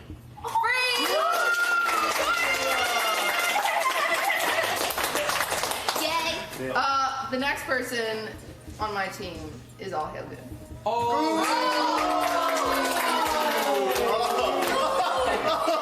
Don't worry. It'll be Yeah, Cuties team, yeah. fine. It's gonna work out. Yeah. Fine. Yeah. The next person on my team is a guy. Sorry. She always processes it. Yeah, this takes a while. Oh, Every 15 seconds. He doesn't have pink hair. I'm really sorry, Doug. He said taller He's than. got no riz, none.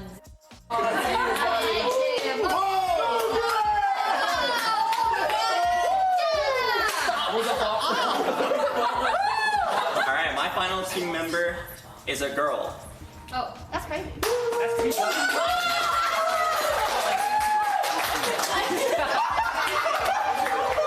on down. If you guys had to guess, whose team do you think you're on? Drama.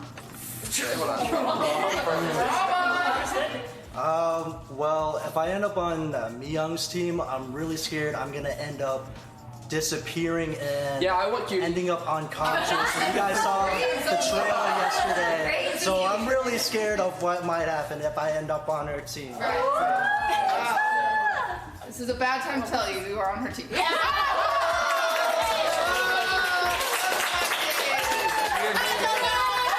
Awkward. A quick overview of the event format. It's very simple.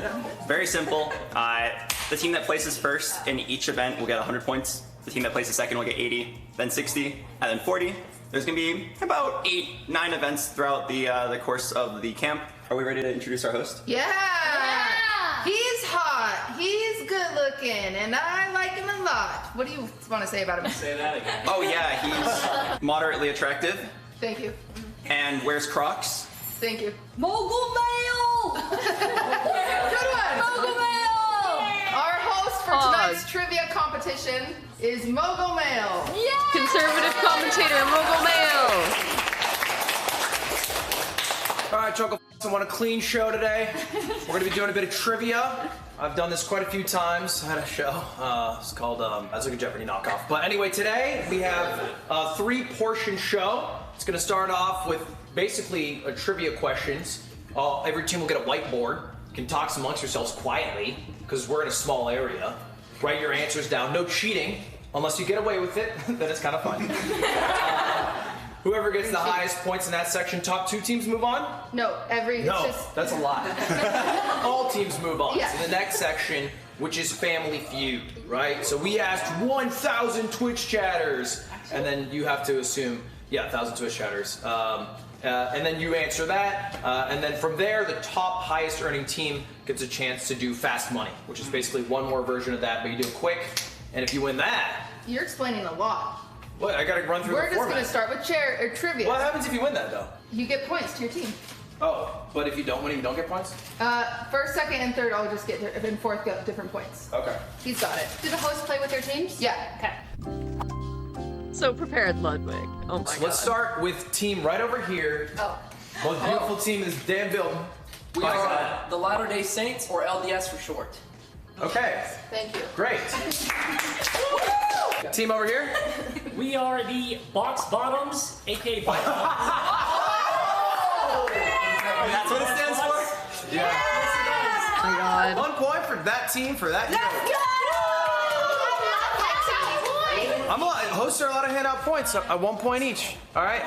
Over here, what you guys got? All right, Lud, you love this one. We're the Nobby Knights. Yeah. That's cute. I can't lie. That's pretty cute. They took Nobby from us for that. Really good name. No points. No points at all. And final name. Keem. We are Team 7030 because Leslie's a YouTuber and we're all trying to get a YouTube contract.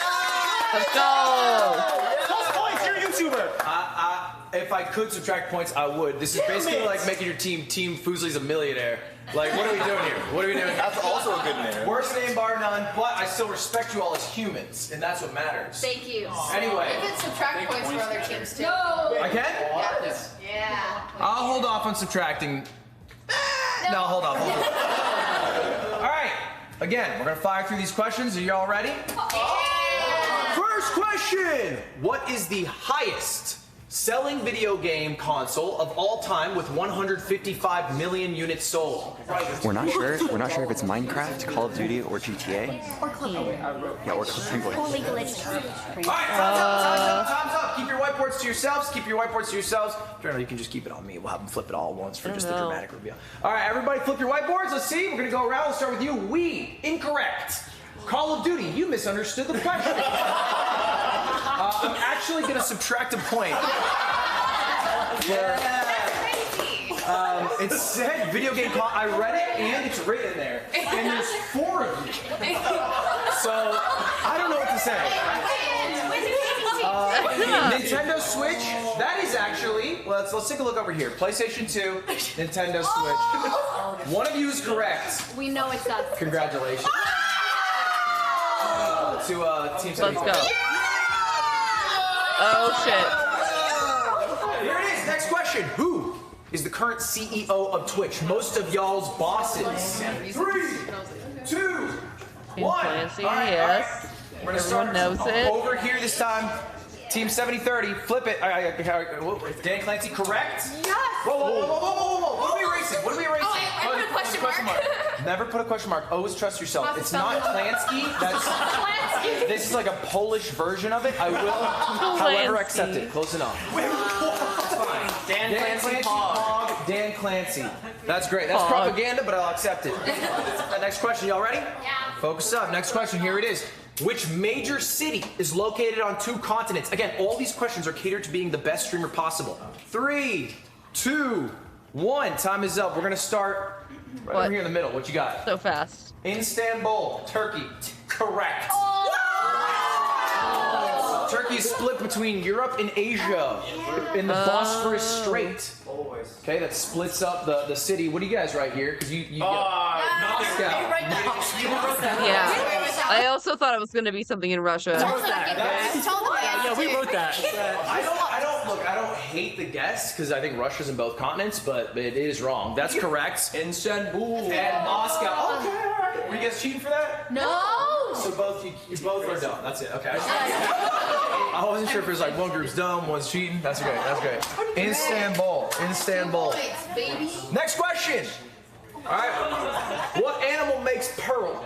A lot of videos on TikTok about this. You ever see these? They're crazy. It's just a bunch of like hard ass working, usually women. I can't say too much, but they're going crazy on the animals. 3, 2, 1. Oh. What was that? Okay, flip it. Clam, not oyster. Okay, that's incorrect.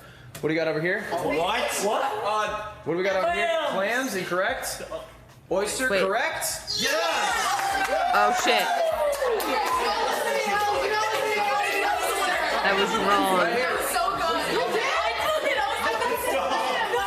Next question. This is really important to being a streamer. What is the name of Valkyrie's dog?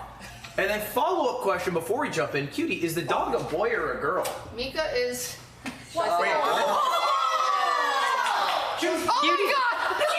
Oh my god!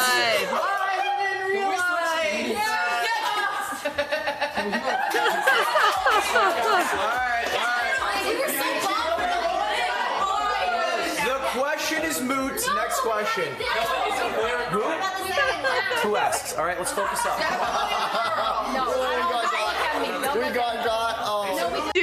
Dude, I feel like Cutie probably wrote these questions, dude. How did this happen?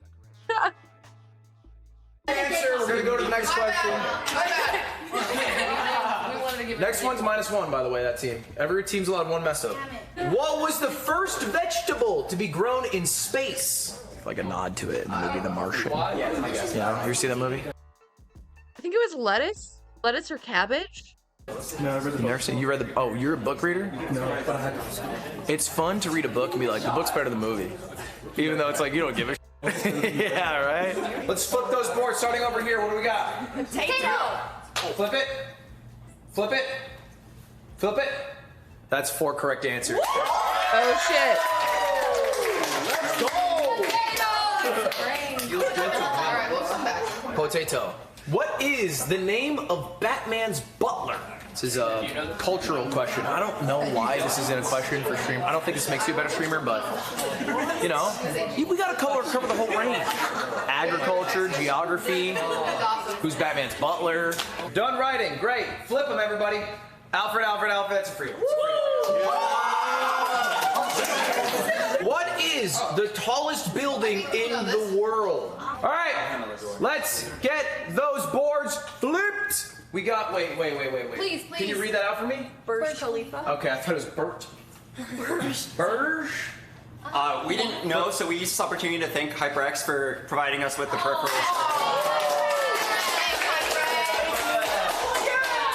No. I mean, it's a great show. No extra credit. Burj Khalifa. 3 correct. What? How do you guys just know this?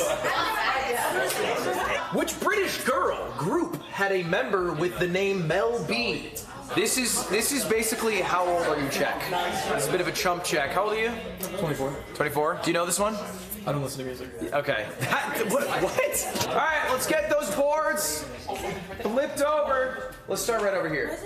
One correct. That is so incorrect. Spice Girls. Spice Girls. Spice Girls. And bonus, we have her actual name, Scary Spice. Spice Girls. Spice Girls. Scary Spice. Mel B is scary. I didn't know.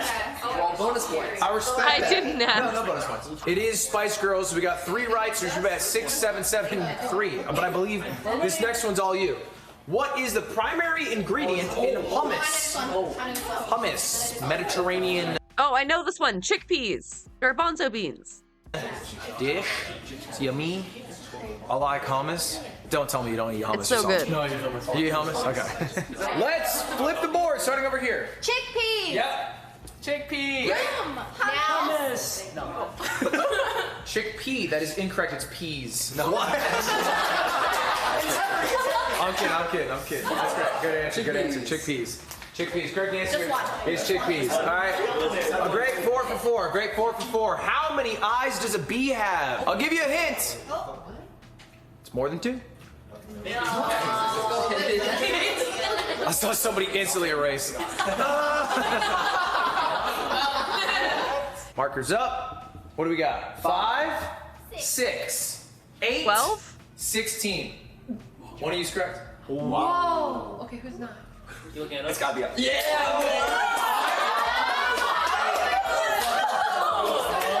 Let's go in for a quick team interview. Who knew that one? Goon. Yeah, Goon, yeah. tell us what you know about bees over there. I love bees. I just love bees and how. Tell us How many? one of you's correct. 5. 5. 8, 16. One of you's 5 eyes. Let's go in for a quick team More interview. you know. Who knew that one? Goon. Yeah, Goon, yeah. tell us what you know about bees over there. I love bees. I just love bees and how many eyes they have. I know a lot of bee facts. For the record, What's your favorite kind of bee? the rest of us said the 2, black and he chimed in. He said 5. He just whispered it. He said 5. Goon, how'd you know? We don't know. When he says I love bees, I didn't believe a word that came out of his mouth. Is that just me? love bees. The way he's still right now, the way he's saying. bee. I don't know what to say. Okay, we're gonna walk away from I'm really into bee optometry. You scare me as a human. I fear you.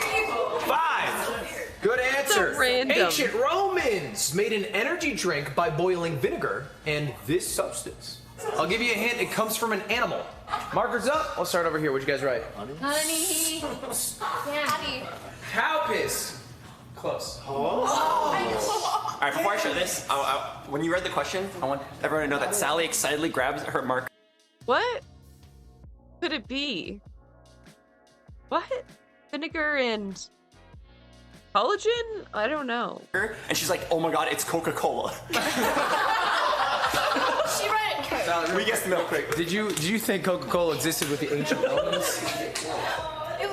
I mean, there's a slight connection. Milk is incorrect. What is that? He did that without us. We read on poop. I reject whatever you wrote because of this. Okay, well it said fat, but then we changed it to poop. Yeah, Like, but we you changed didn't to change it great. well enough. So I told you no half-ass answers. Well, that was good. And here's the part for y'all. It was poop. It was poop. But we did it. We did it. No, that is bull. I don't accept it in my classroom. This is poop. Is this It is. poop? Rigged. Back me up. Chat, back me up. This is the letter A. That is the letter. I have This an is the letter accent. A. I have an accent. This is the letter A. That's an O. We don't have a spell. I want y'all to know. Is it? -1.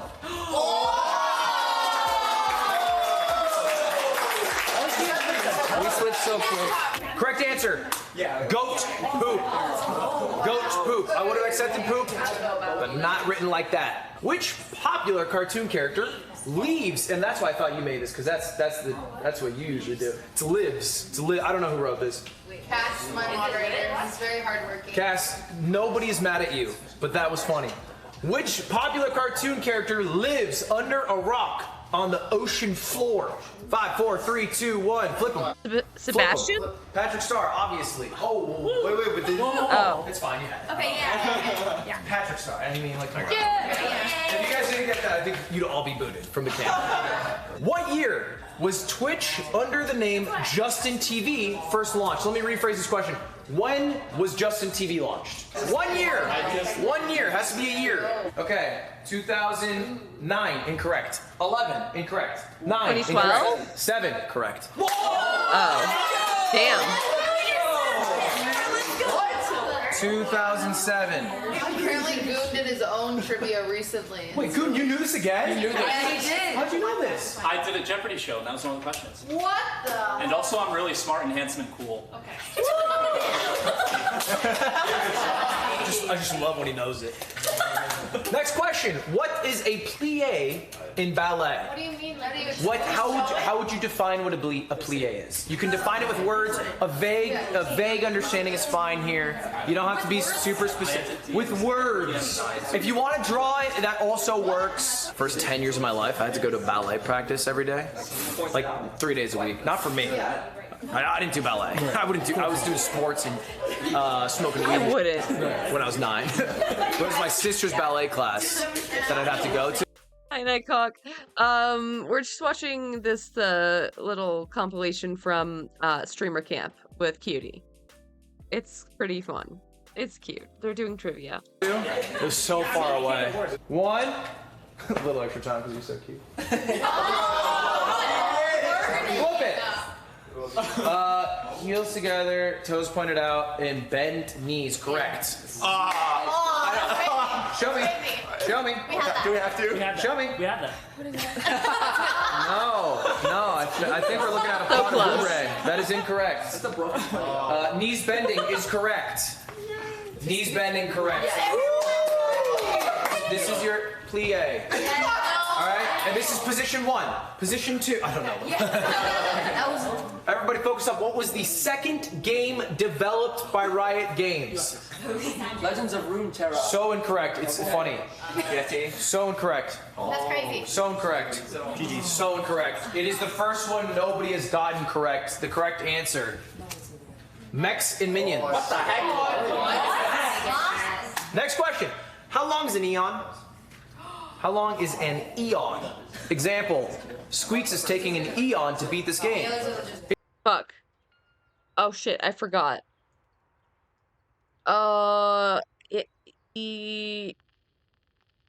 Shit. What is it?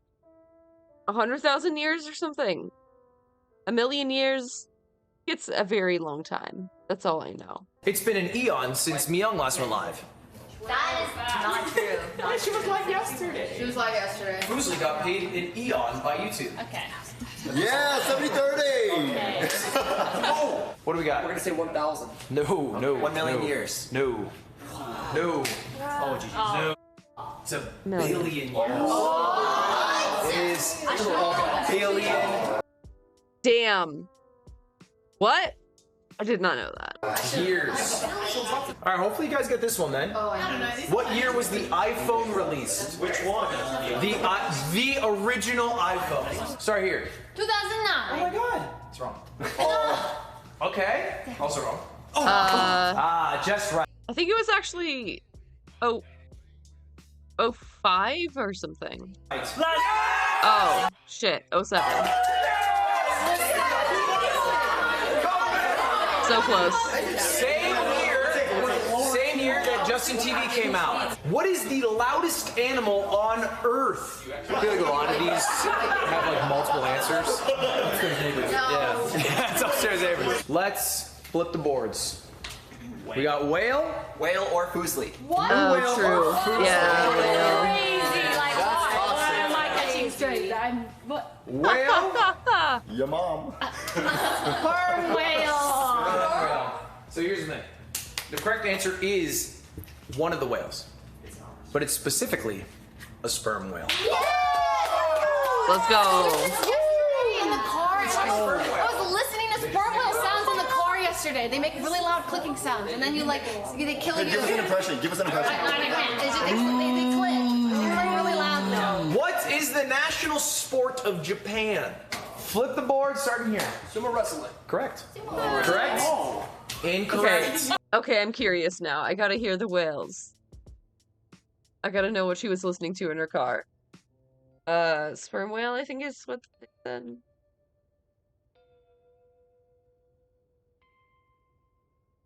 Whalezone.tv.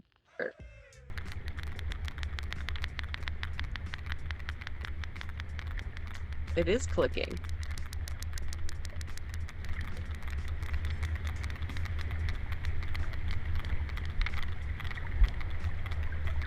Interesting.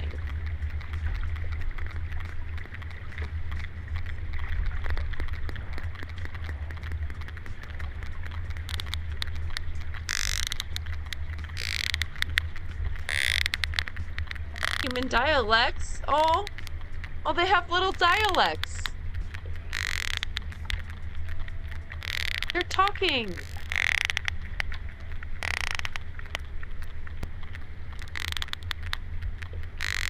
Family greeting the arrival of its latest newborn? Ah. Oh.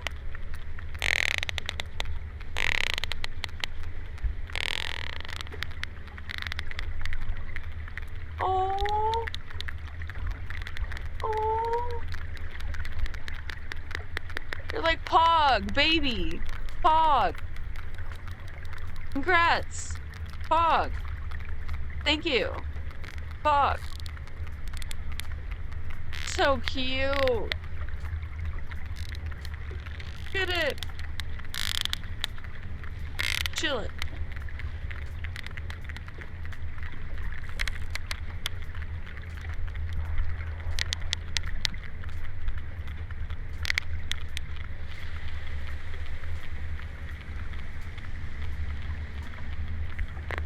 The baby.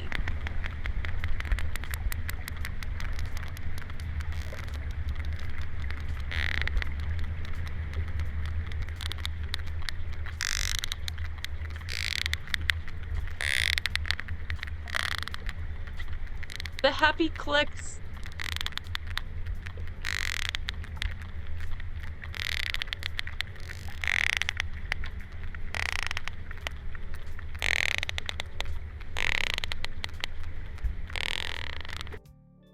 Wholesome.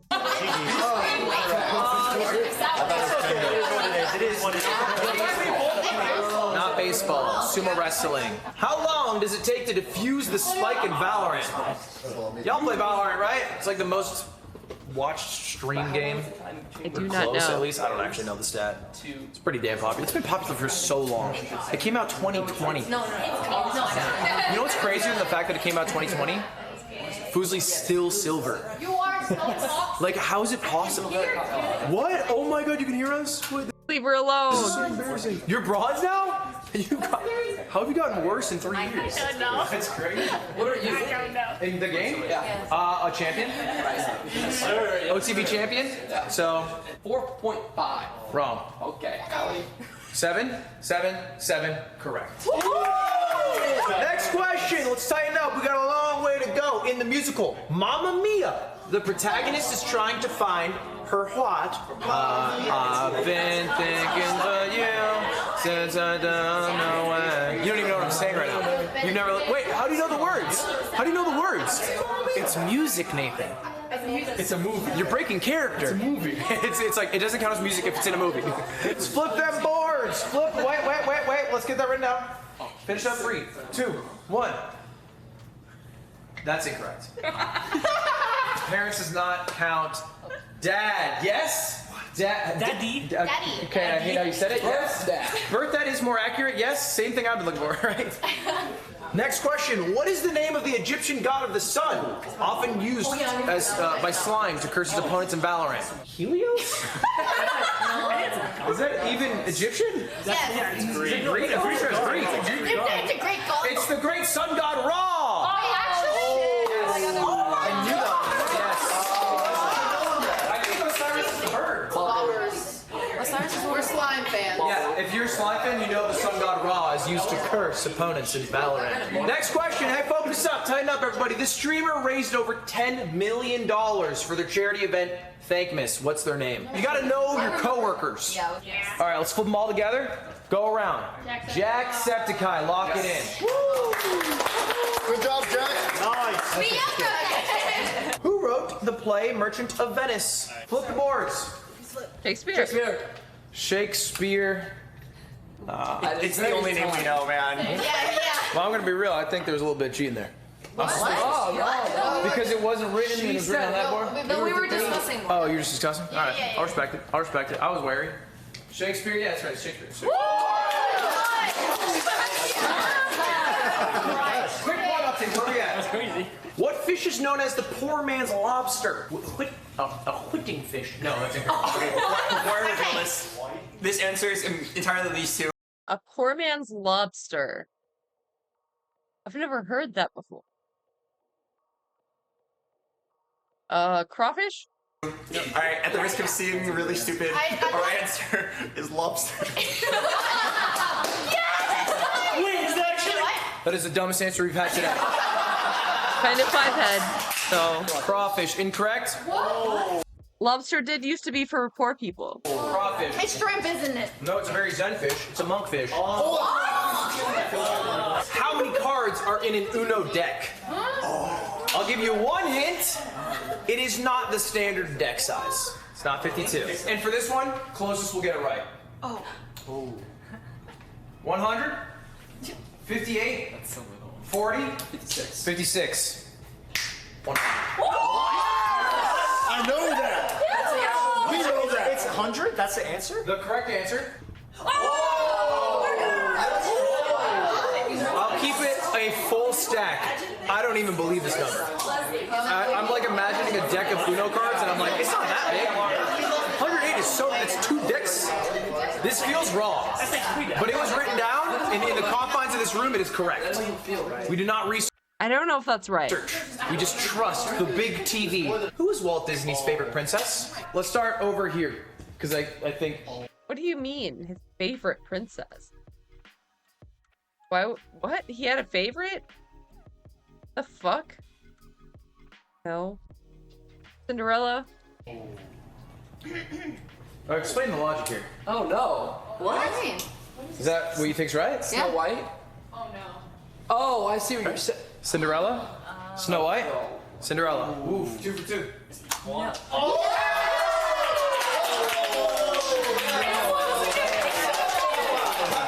Wait, what? Where's that information from? Your name's Cutie Cinderella. I know. Oh, I see what you're saying. Cinderella? Oh. Snow White? Cinderella. Ooh, 2 for 2. Oh, it is Cinderella. I was right. Bro, Where's that information from? your name's Cutie Cinderella. I know, but I think Snow White was just the first. Snow White, he's talked in extent about how that's his favorite princess. They used to have to put on the blush. He hired women for the first time in the studio because the women had to put the blush on Snow White. It was like a big deal. That's a lot of knowledge. Whatever. That's a lot of knowledge. Trust the LGTV. In July 2023, this woman streamer broke the all-time sub record for a woman streamer. What is her name? Who had the record before this person had the record? That's a question. That was me. I had a record once. Back in the day. This guy. Iron Mouse? Iron Mouse, Iron Mouse, Iron Mouse. Yeah, Iron Mouse broke Iron Mouse's record. What is the most expensive spice? Often considered red gold. She said you. Red gold, saffron. Saffron. She knew the answer and then she forgot. So we had to write something. That is very expensive. Perspective. It's perspective. Right? It's not even red! What way is it perspective? Perspective. You know, like, Bro, the the US, ocean has so much of that. I can't afford it. And it's not red. Saffron, saffron. Saffron. Saffron's the correct answer. That is correct. Mario's original profession was not a plumber, but actually a blank. You are one away from securing the 20. Ooh. Isn't a plumber. Really? Like a mechanic? I don't know. Points. So if they get this correct. Alright, we got Mechanic? mechanic, mailman, mechanic, construction worker, and congratulations. What? We did it.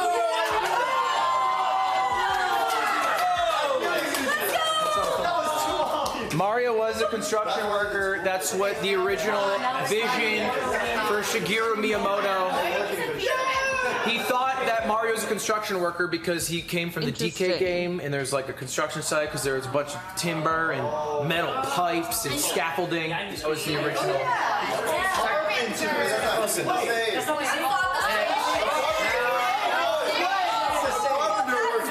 is not the same. That is not the same. Settle. Y'all keep barking, it's minus points. I have an authoritarian rule here. I looked up the quote, and I think the essence includes construction worker. This does mean, by the way, it is tied at 19 apiece, so next one to get one correct is first. If you both get it correct, we go to a sudden death, and we'll keep going until there is an official first place. What video game is famous for the phrase, "But can it run?" That is Pokemon, and you wrote it on the far right side, which is just fun. That's just fun. But can it run Pokemon is incorrect. We're confident for once. Can you read it out with the whole phrase then? Yeah. When buying computers, people would be like, "But can it run Crisis?" No. That first. Or can it run Doom? Oh, can we go this? But can it run Doom is correct. Let's go,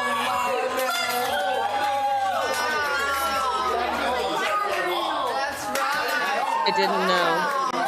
Oh, final point tally. We have first place team Latter-day Saints. Latter-day Saints with the cool S. First place. Second place team 70-30. What was the point tally? 13. Third place we got team Nobby Knights. Fourth place team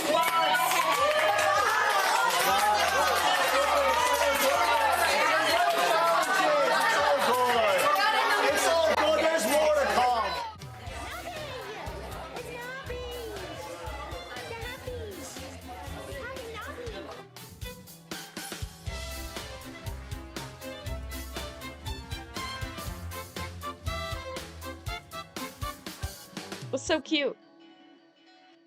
Teamsters have won a historic UPS contract. No. Hush, Hassan. Not now.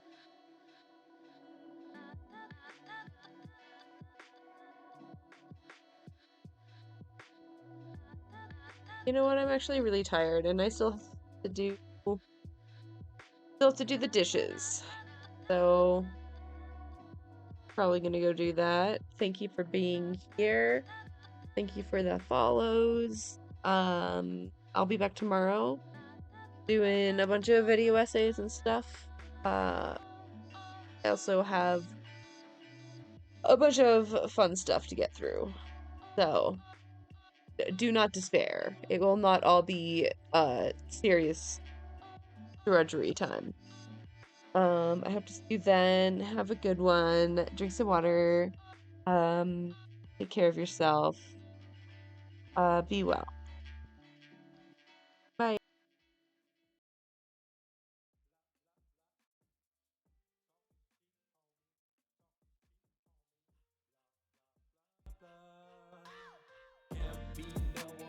Else but yourself.